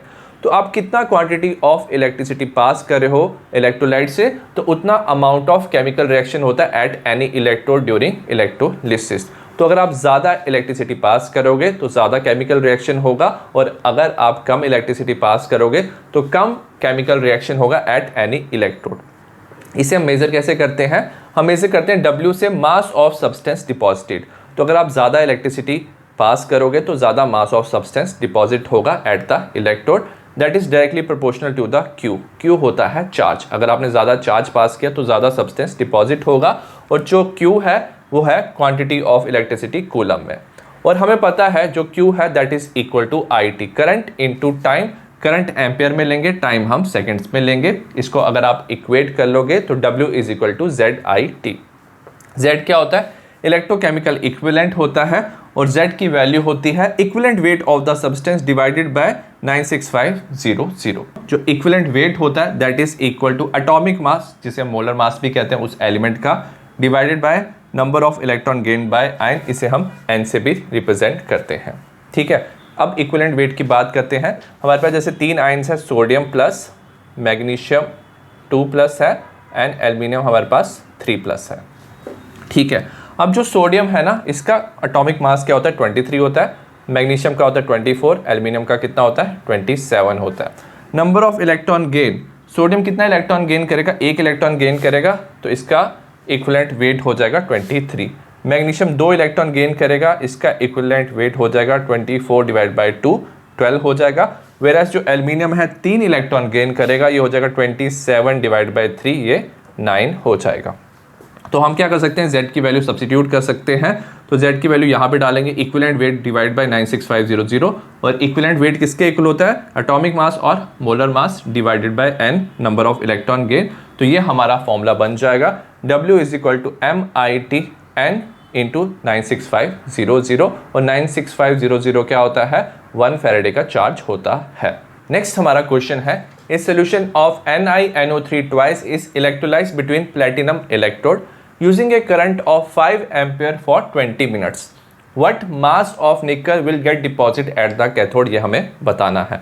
Atomic mass दिया है निकल का 58.7 ग्राम पर मोल, और 1 फैराडे दिया है 96500 कूलम पर मोल। 2014 का क्वेश्चन है। सबसे पहले करंट दिया हुआ है 5 एम्पेयर दिया, टाइम दिया है 20 मिनट्स। इसे हमें सेकेंड्स में कन्वर्ट करना है, तो 20 इंटू 60, 1200 सेकेंड्स होगा। मोलर मास की बात करेंगे, M हो जाएगा 58.7 ग्राम पर मोल होगा। अब इसमें क्या हो रहा है, जो निकल है ना, ये प्रेजेंट है NiNO3 ट्वाइस। तो जब इसे आप सोल्यूशन में डालोगे ना, तो NO3 -1 होता है, और निकल क्या होता है? +2 की फॉर्म में होता है। तो निकल +2 2 इलेक्ट्रॉन गेन करके बनाएगा निकल सॉलिड, तो N इसमें 2 हो जाएगा। हमें फॉर्मूला पता है, mass of the substance deposited is equal to molar mass IT divide by N 96500। Molar mass कितना दिया है? 58.7। करंट कितना दिया हुआ है? 5 एम्पेयर। टाइम कितना है? 1200 सेकेंड दिया हुआ है, और N क्या है? Number of electron gained by Ni2 plus 2 electron gain के इंटू 96500। आप इसको कैलकुलेट कर लोगे तो आपको फाइनल आंसर मिल जाएगा। Mass of nickel deposited is equal to 1.825 grams. Next question में हम बिना फॉर्मूला यूज किए भी चार्ज निकाल सकते हैं।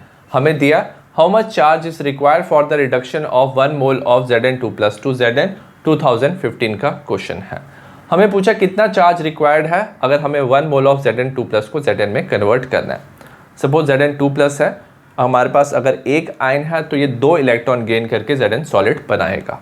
ठीक है, बट अगर हमारे पास ये 1 मोल है तो हमें 2 मोल्स ऑफ इलेक्ट्रॉन की रिक्वायरमेंट होगी, तभी हमारा 1 मोल ऑफ Zn सॉलिड बनेगा।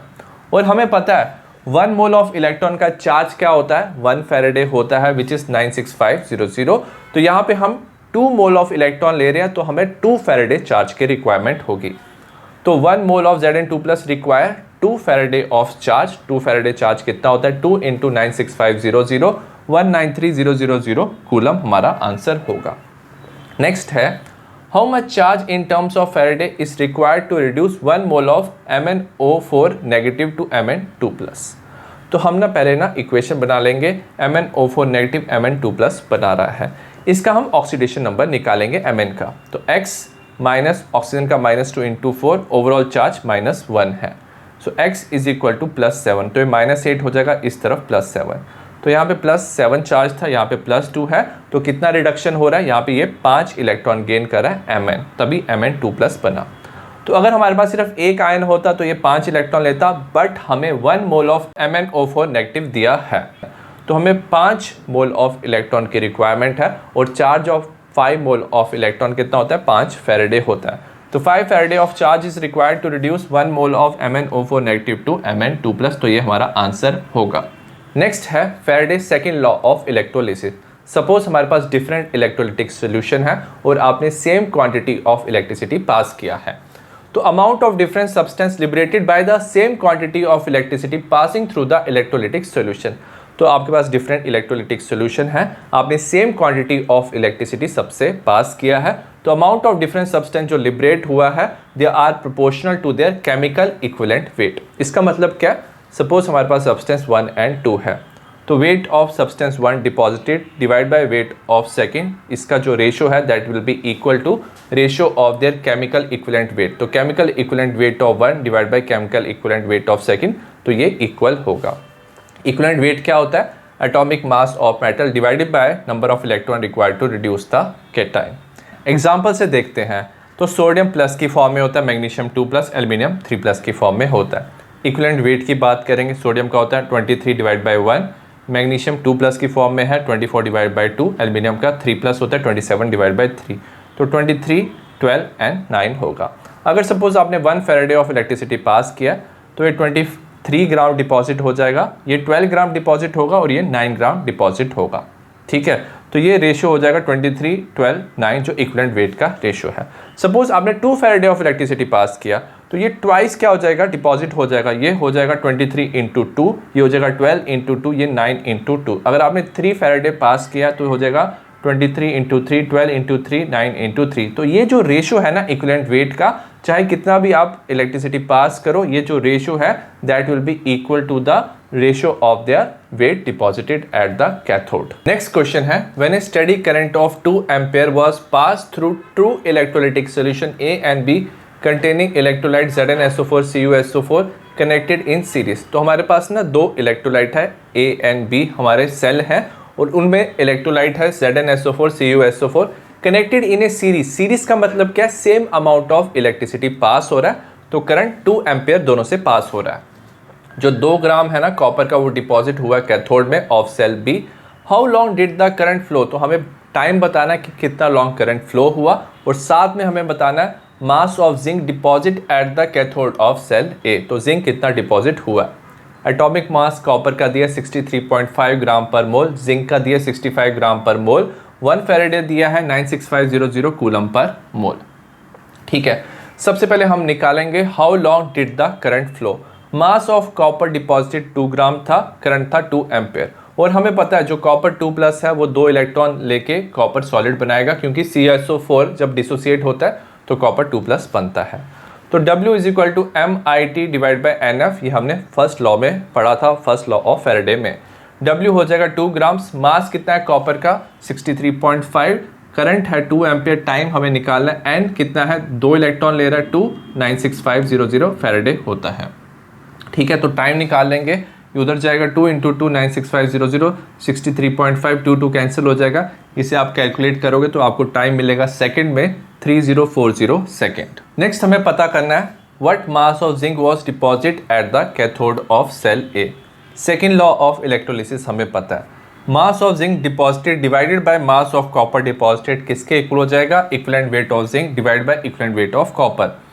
मास ऑफ जिंक डिपॉजिटेड हमें बताना है, मास ऑफ कॉपर डिपॉजिटेड हमें पता है 2 ग्राम, इक्विवेलेंट वेट ऑफ जिंक कितना होता है, जो जिंक है वो भी Zn2+ की फॉर्म में 2 इलेक्ट्रॉन गेन करता है, तो ये हो जाएगा 65 divide by 2। Equivalent weight of copper कितना हो जाएगा 63.5 डिवाइड बाई 2, 2 कैंसिल कर सकते हैं, तो मास ऑफ जिंक डिपॉजिटेड हो जाएगा 65 × 2 डिवाइड बाई 63.5, तो mass of zinc deposited at cathode of cell A हो जाएगा 2.047 ग्राम्स। नेक्स्ट है product of electrolysis. Product of electrolysis depend करता है नेचर ऑफ मटेरियल इलेक्ट्रोलाइज, कि हमने क्या इलेक्ट्रोलाइट लिया है उसके नेचर पे डिपेंड करता है हमारा क्या प्रोडक्ट होगा इलेक्ट्रोलिसिस का। ऑल्सो ये डिपेंड करता है टाइप ऑफ इलेक्ट्रोड आपने क्या यूज़ किया है।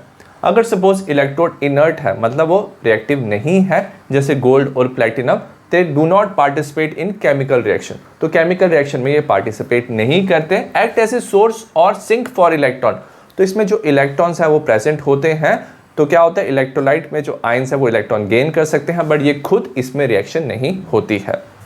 If electrode is reactive, suppose electrode reactive है, वो पार्टिसिपेट करता है इलेक्ट्रोड की रिएक्शन में, सो दैट्स वाई जो प्रोडक्ट है वो डिफर होंगे for reactive and inert electrode, इनके डिफरेंट प्रोडक्ट बन सकते हैं।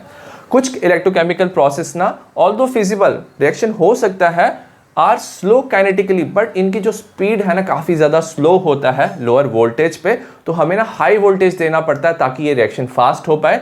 तो जो हायर वोल्टेज हम देते हैं उसे एक्स्ट्रा पोटेंशियल और इसे हम ओवर पोटेंशियल कहते हैं, उसे हमें अप्लाई करना पड़ता है। और ये जो रिएक्शंस होती हैं they are slow process, are more difficult to occur, तो ये काफ़ी डिफिकल्ट है अकर करना, सो दैट्स वाई हमें इसके लिए ओवर पोटेंशियल देना पड़ता है। नेक्स्ट हम एग्जाम्पल की बात करेंगे।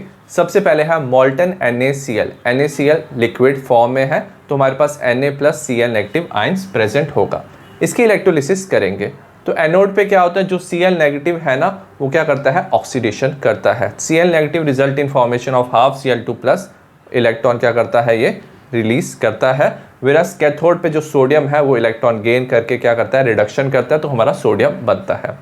बट अगर हमारे पास एक्वस NaCl है तो इलेक्ट्रोलिसिस में जो हमारा प्रोडक्ट बनता है वो है NaOHCl2NH2। इतने सारे प्रोडक्ट इसलिए बनते हैं क्योंकि एक्वस NaCl में हमारे पास Na प्लस है, Cl नेगेटिव है, क्योंकि एक्वस है वाटर है तो उसका H plus and OH negative भी होता है। अब कैथोड में ना दो तरह की रिएक्शन हो सकती है। एक हो सकता है जो Na प्लस है वो इलेक्ट्रॉन गेन करके सोडियम बना सकता है, इसका E0 है -2.71 वोल्ट, वेरस H प्लस भी इलेक्ट्रॉन गेन करके हाफ H2 गैस बना सकता है, इसका E0 0 वोल्ट। तो याद रखना reaction with higher value of E0 is preferred, तो कैथोड में ना जिसका E0 का ज़्यादा वैल्यू है वो उतना ईजी क्या कर सकता है, रिडक्शन करता है, तो उसकी वैल्यू क्या होती है, प्रेफर्ड होती है। तो H प्लस एक इलेक्ट्रॉन गेन करके हाफ H2 गैस बनाएगा, तो ये रिएक्शन प्रेफर्ड है क्योंकि इसका E0 का वैल्यू ज़्यादा है। बट जो H प्लस है वो कैसे आया था, वो प्रोड्यूस हुआ था डिसोसिएशन ऑफ वाटर से, तो डिसोसिएशन वाटर होता है H2O liquid result in formation of H plus aqueous OH negative aqueous. अब हमें क्या करना है, ओवरऑल रिएक्शन शो करना है, तो दोनों रिएक्शन को हम क्या करेंगे, ऐड करेंगे। तो नेक्स्ट रिएक्शन ऑफ कैथोड क्या हो जाएगा, H प्लस कैंसिल हो जाएगा, तो H2O liquid plus 1 electron result in formation of half H2 plus OH negative, तो ये ओवरऑल कैथोड पे रिएक्शन हो रहा है। नेक्स्ट एट एनोड ना ऑक्सीडेशन रिएक्शन होता है, दो ऑक्सीडेशन हो सकता है, Cl negative aqueous result in formation of half Cl2 gas plus electron, E0 इसका है 1.36 volt. Similarly twice H2O liquid result in formation of O2 gas 4H plus aqueous plus 4 electron, E0 है 1.23 volt. तो दो reaction हो सकता है। अब इसमें प्रेफर कौन सा होगा, reaction at anode with lower value of E0 is preferred. जब दो रिएक्शन हो रहा है ना एनोड पे, तो जिसका लोअर वैल्यू ऑफ E0 है वो ईजिली ऑक्सीडेशन कर सकता है। अगर आप दोनों को देखोगे सेकंड वाले का जो वैल्यू है वो कम है, तो सेकंड रिएक्शन प्रेफर्ड होना चाहिए। But due to over potential of oxygen, but जो सेकंड रिएक्शन है ना काफ़ी ज़्यादा स्लो होता है, तो इसे अगर आपको फास्ट करना है तो आपको ओवर पोटेंशियल एक्स्ट्रा पोटेंशियल देना पड़ता है। तो ये जो पोटेंशियल है ना इस पोटेंशियल को क्रॉस कर जाता है जब आप ओवर पोटेंशियल देते हो, सो दैट्स वाई जो फर्स्ट रिएक्शन है वो प्रेफर होता है। तो at anode first reaction prefer होता है Cl negative aqueous result in formation of half Cl2 gas plus electron. Net reaction की बात करेंगे, इसमें क्या हो रहा था, सबसे पहले जो NaCl एक्वस था वाटर की प्रेजेंस में Na plus aqueous Cl negative aqueous बना रहा था।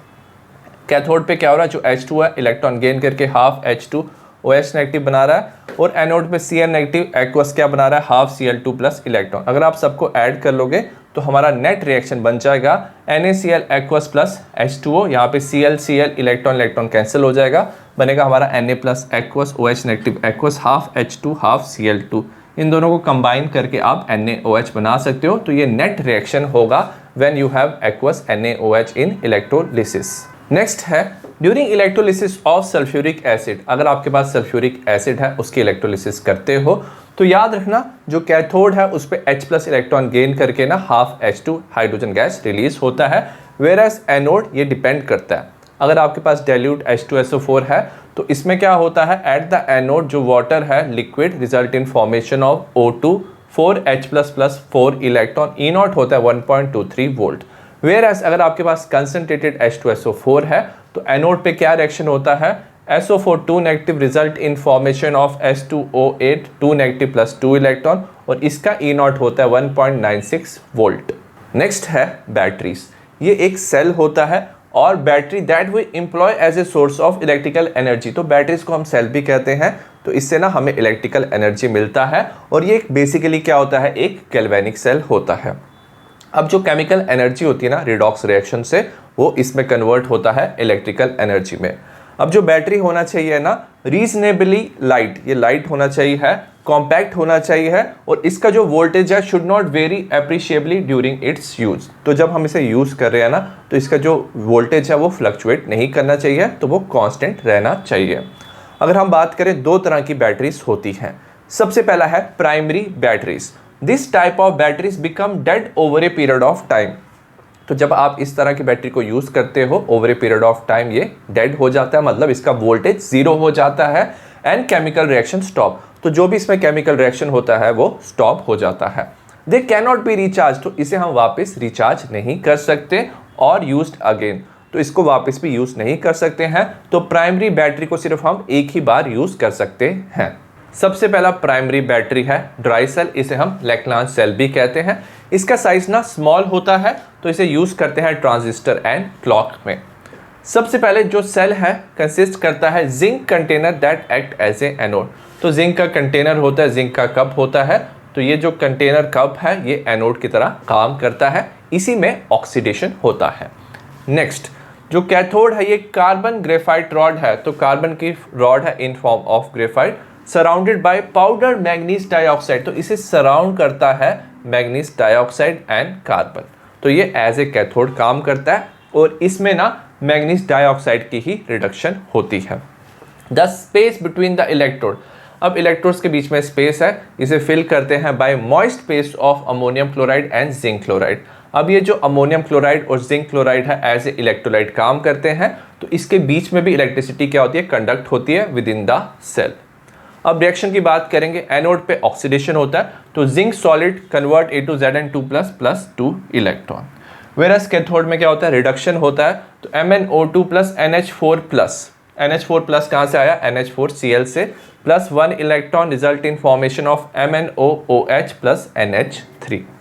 अगर इसमें Mn का हम ऑक्सीडेशन नंबर देखें तो यहाँ पे इसका ऑक्सीडेशन नंबर था +4, यहाँ पे +3, तो क्या हो रहा है, इसमें डिक्रीज ऑफ ऑक्सीडेशन नंबर हो रहा है, तो इसकी रिडक्शन हो रही है। तो manganese reduced from +4 to +3 oxidation state, तो इसकी रिडक्शन हो रही है। अब इसमें क्या हो रहा है, अमोनिया बन रहा है। The ammonia produced in A reaction form complex with Zn2+। अब ये जो अमोनिया बनाना, ये Zn2+ के साथ एक कोऑर्डिनेशन कॉम्प्लेक्स बनाता है, ZnNH3 4 2+, तो ये कॉम्प्लेक्स बन गया। और ये जो हमारा ड्राई सेल है इसका वोल्टेज होता है around 1.5 volts. Second primary battery है मर्क्यूरी सेल। इसका साइज ना काफ़ी स्मॉल होता है, और ये सूटेबल होता है फॉर लो करंट डिवाइस, जिस डिवाइस में लेस करंट की रिक्वायरमेंट होती है, जैसे हेयरिंग एड एंड वॉचेस। अगर मर्क्यूरी सेल की बात करें, इसमें एनोड क्या होता है, जो एनोड होता है वो जिंक एंड मर्क्यूरी का amalgam, alloy of zinc and mercury होता है, जिंक की इसमें ऑक्सीडेशन होती है। वेरस कैथोड क्या होता है, यहाँ पे paste of HgO and carbon होता है, इसे हम कैथोड कहते हैं, इसमें HgO की रिडक्शन होती है, और दोनों के बीच में paste of KOH and ZnO present होता है, ये इलेक्ट्रोलाइट की तरह काम करता है। अगर यहाँ पे देखा जाए, यहाँ पे गैस्केट होता है, गैस्केट क्या करता है, इसे अंदर से सील करता है ताकि मर्क्यूरी यहाँ से लीक ना हो जाए। जो मर्क्यूरी होता है वो इन्वायरमेंट और हमारी हेल्थ के लिए डेंजरस होता है, तो अंदर से इसे सील किया जाता है यूजिंग गैस्केट, और यहाँ पे सेपरेटर होता है। जो सेपरेटर होता है ना, ये पोरस होता है, इसमें एक्सचेंज ऑफ आयंस होती हैं, और ये काम क्या होता है सेपरेटर का, ये एनोड और कैथोड को सेपरेट रखता है ताकि एनोड और कैथोड मिक्स ना हो जाए। अगर मिक्स हो जाए ना तो शॉर्ट सर्किट होता है, तो यहाँ पे हम सेपरेटर से इसे सेपरेट करते हैं। अगर एनोड की बात करें तो यहाँ पे ऑक्सीडेशन होगा, zinc mercury plus 2OH negative, OH कहाँ से आया, KOH से आया, OH negative, result in formation of ZnO। यहाँ पे जिंक का ऑक्सीडेशन नंबर 0 था, ZnO में +2, तो इसकी ऑक्सीडेशन हो रही है plus H2O plus 2 electron. Cathode में क्या हो रहा है, जो HgO है प्लस H2O प्लस 2 इलेक्ट्रॉन, इसने क्या किया, यहाँ पे रिडक्शन किया, HgO बना रहा है Hg, यहाँ पे Hg +2 की फॉर्म में था, यहाँ पे 0 ऑक्सीडेशन नंबर है तो 2 इलेक्ट्रॉन गेन किया, तो इसकी रिडक्शन हो रही है +2OH नेगेटिव। ओवरऑल रिएक्शन लेंगे, water water, electron electron, OH negative cancel, तो हो जाएगा ZnHg plus HgO, result in formation of ZnO plus Hg liquid. अब जो सेल पोटेंशियल है ना, इस सेल का अप्रॉक्सीमेटली 1.35 वोल्ट होता है and remain constant during its life, और इसका सेल पोटेंशियल कांस्टेंट होता है। वेरा जो ड्राई सेल है ना, जो हमने अभी पढ़ा था, उसका cell potential over a period of time क्या होता है, कम होता है और 0 हो जाता है, बट इसका सेल पोटेंशियल क्या रहता है, कांस्टेंट रहता है ड्यूरिंग इट्स लाइफ। ऐसा इसलिए होता है क्योंकि जो ओवरऑल रिएक्शन है, अगर आप ये ओवरऑल रिएक्शन देखोगे, does not involve any ions, यहाँ पे कोई आइंस इन्वॉल्व नहीं हो रही है, यहाँ पे सॉलिड सॉलिड था, सॉलिड लिक्विड था, any ion in solution whose concentration can change. हमें नर्स्ट इक्वेशन में पढ़ा था, अगर आप आयन की कंसंट्रेशन चेंज करो ना तो वोल्टेज क्या होती है, चेंज होती है, बट यहाँ पे ना कोई आयंस इन्वॉल्व नहीं है ओवरऑल रिएक्शन में, सो दैट्स वाई इसका जो वोल्टेज है वो कांस्टेंट रहता है during its life time. Next है secondary batteries. This type of cell can be recharge by passing current through it in opposite direction. तो जो सेकेंडरी बैटरीज है, इसे हम बार बार यूज कर सकते हैं, इसे हम रिचार्ज कर सकते हैं bye passing current through it in opposite direction. तो अगर अपोजिट डायरेक्शन में आप करंट पास करोगे तो ये रिचार्ज हो जाएगा, तो इसे हम बार बार यूज कर सकते हैं। अगर हम एक गुड सेकेंडरी सेल की बात करें, that can undergo large number of discharging and charging cycle, तो उसके डिस्चार्जिंग और चार्जिंग साइकिल क्या होंगे, काफ़ी ज़्यादा होंगे, तो वो अच्छा सेकेंडरी सेल होगा। सबसे पहला सेकेंडरी सेल की बात करेंगे which is lead storage battery.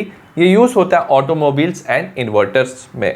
सबसे पहले जो एनोड है, इसमें लेड एज ए एनोड काम करता है, तो इसकी ऑक्सीडेशन होती है।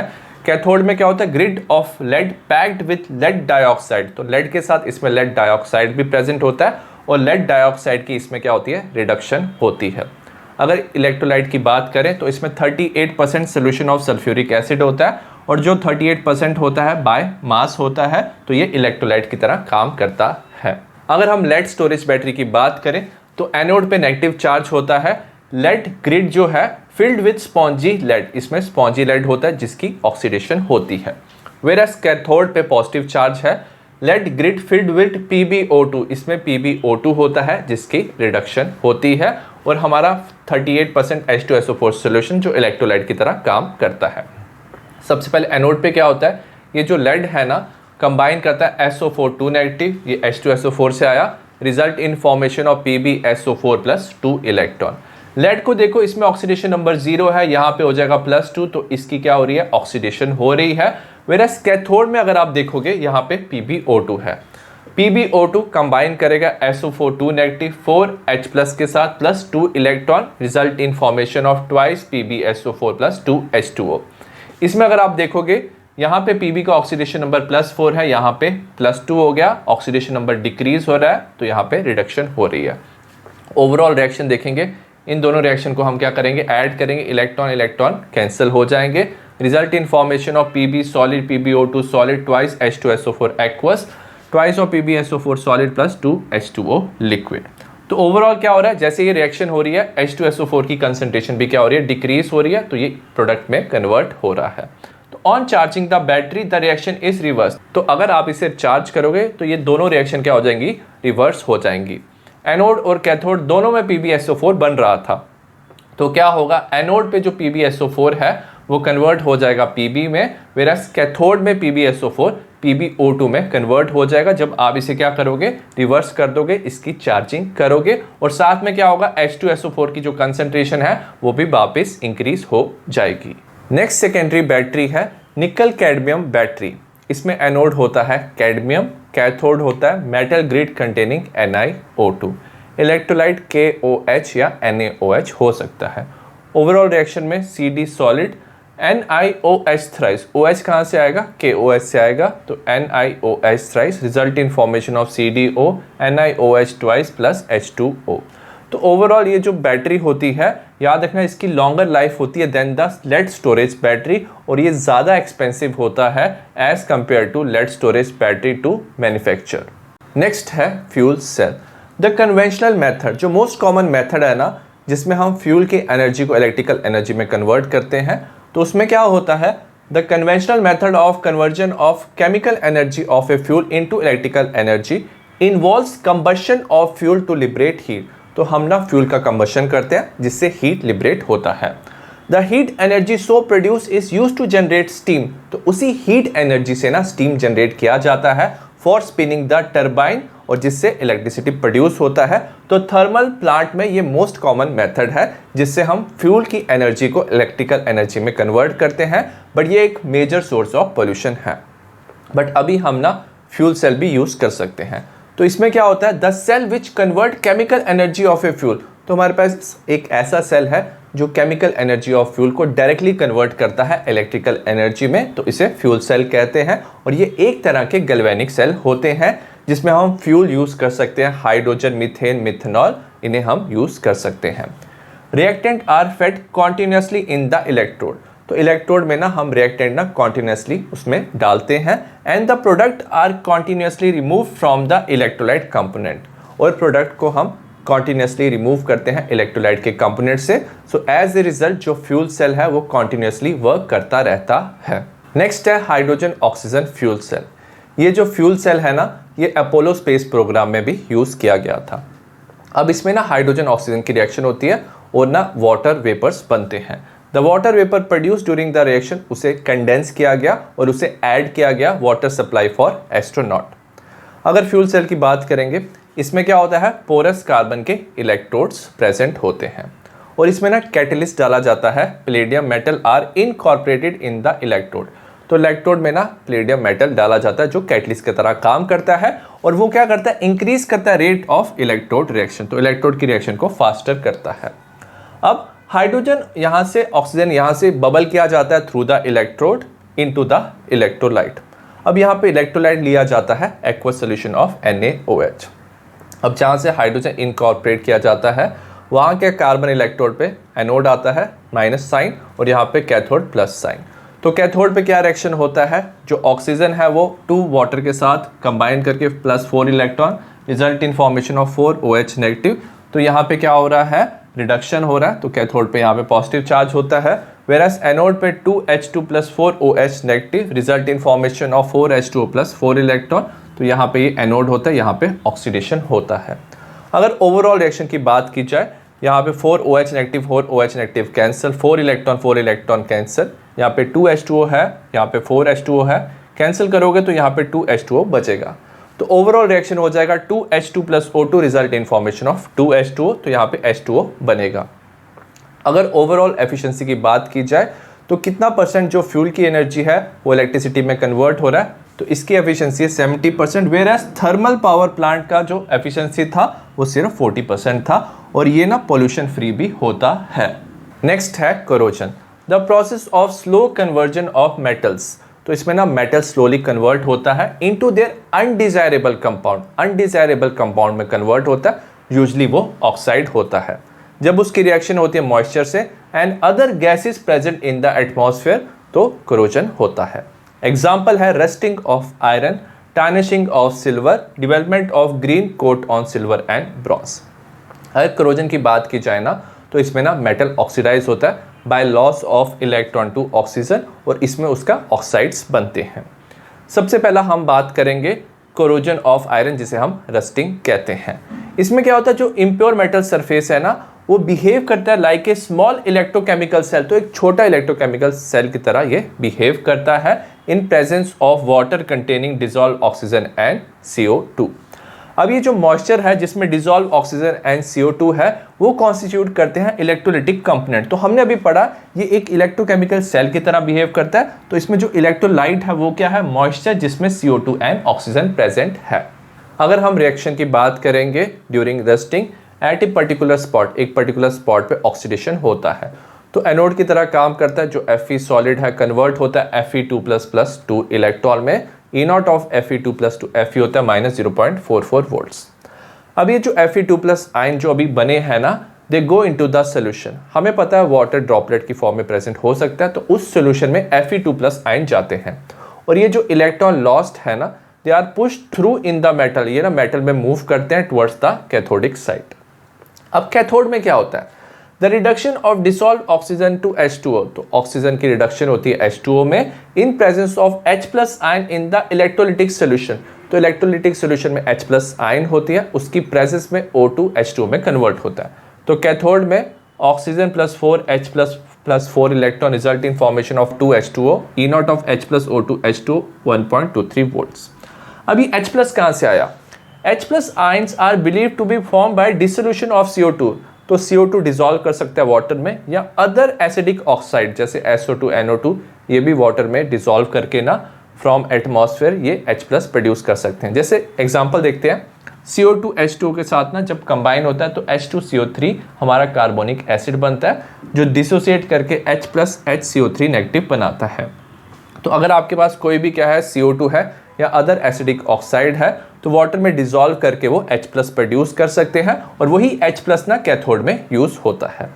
ओवरऑल रिएक्शन की बात करेंगे, दोनों रिएक्शन को हम ऐड करेंगे तो हमारा बन जाएगा, इसे हम 2 से मल्टीप्लाई करेंगे, इलेक्ट्रॉन इलेक्ट्रॉन कैंसिल, तो 2Fe solid + O2 + 4H+ aqueous result in formation of 2Fe2+ aqueous 2H2O liquid, और ओवरऑल E0 हो जाएगा कैथोड माइनस एनोड, तो ये हो जाएगा 1.67 वोल्ट्स। जो Fe2+ आयन सोल्यूशन में प्रेजेंट था वो फर्दर ऑक्सीडाइज हो जाता है फेरिक आयन में बाय एटमॉस्फेरिक ऑक्सीजन, और ये फर्दर बनाता है रस्ट। रस्ट क्या होता है? Hydrated ferric oxide, Fe2O3.X H2O, तो यही हाइड्रेटेड फेरिक ऑक्साइड को रस्ट कहते हैं। नेक्स्ट है प्रिवेंशन ऑफ करोजन। सबसे पहला है बैरियर प्रोटेक्शन। जो बैरियर फिल्म है, it is introduce between iron and atmospheric oxygen and moisture. तो जो आयरन है ना, उसकी सरफेस पे एक क्या कवरिंग आती है, उसे बैरियर फिल्म कहते हैं, और वो उसे प्रोटेक्ट करता है एटमॉस्फेरिक ऑक्सीजन एंड मॉइस्चर से। अब जो कवरिंग हो सकती है सरफेस ऑफ द मेटल, वो या तो पेंट हो सकता है या कुछ केमिकल हो सकता है जैसे बिस्फिनॉल। हम क्या कर सकते हैं? Cover the metal by another metal, तो मेटल को हम दूसरे मेटल से भी कवर कर सकते हैं, जैसे SnZn, ठीक है, Sn होता है टिन, उससे कवर कर सकते हैं। ये जो मेटल्स है ना, ये तो इनर्ट भी हो सकते हैं, मतलब ये नॉन रिएक्टिव होंगे, और ये रिएक्टिव भी हो सकते हैं टू सेव द ऑब्जेक्ट, तो ये खुद रिएक्ट कर जाएंगे ऑक्सीजन और मॉइस्चर से और मेटल को सेव करेंगे। सेकेंड मेथड ऑफ प्रिवेंशन है सैक्रिफिशियल प्रोटेक्शन। जो सरफेस ऑफ आयरन है उसे कवर किया जाता है बाय मोर एक्टिव मेटल। अब ये जो एक्टिव मेटल है that loses electron in preference of iron. हमें पता है जब रस्टिंग होती है ना, तो आयरन की सबसे पहले ऑक्सीडेशन होती है, तो हम आयरन के साथ ना कुछ ऐसे मेटल लेंगे जो ज़्यादा उससे रिएक्टिव है, तो उन मेटल की क्या होगी? ऑक्सीडेशन होगी।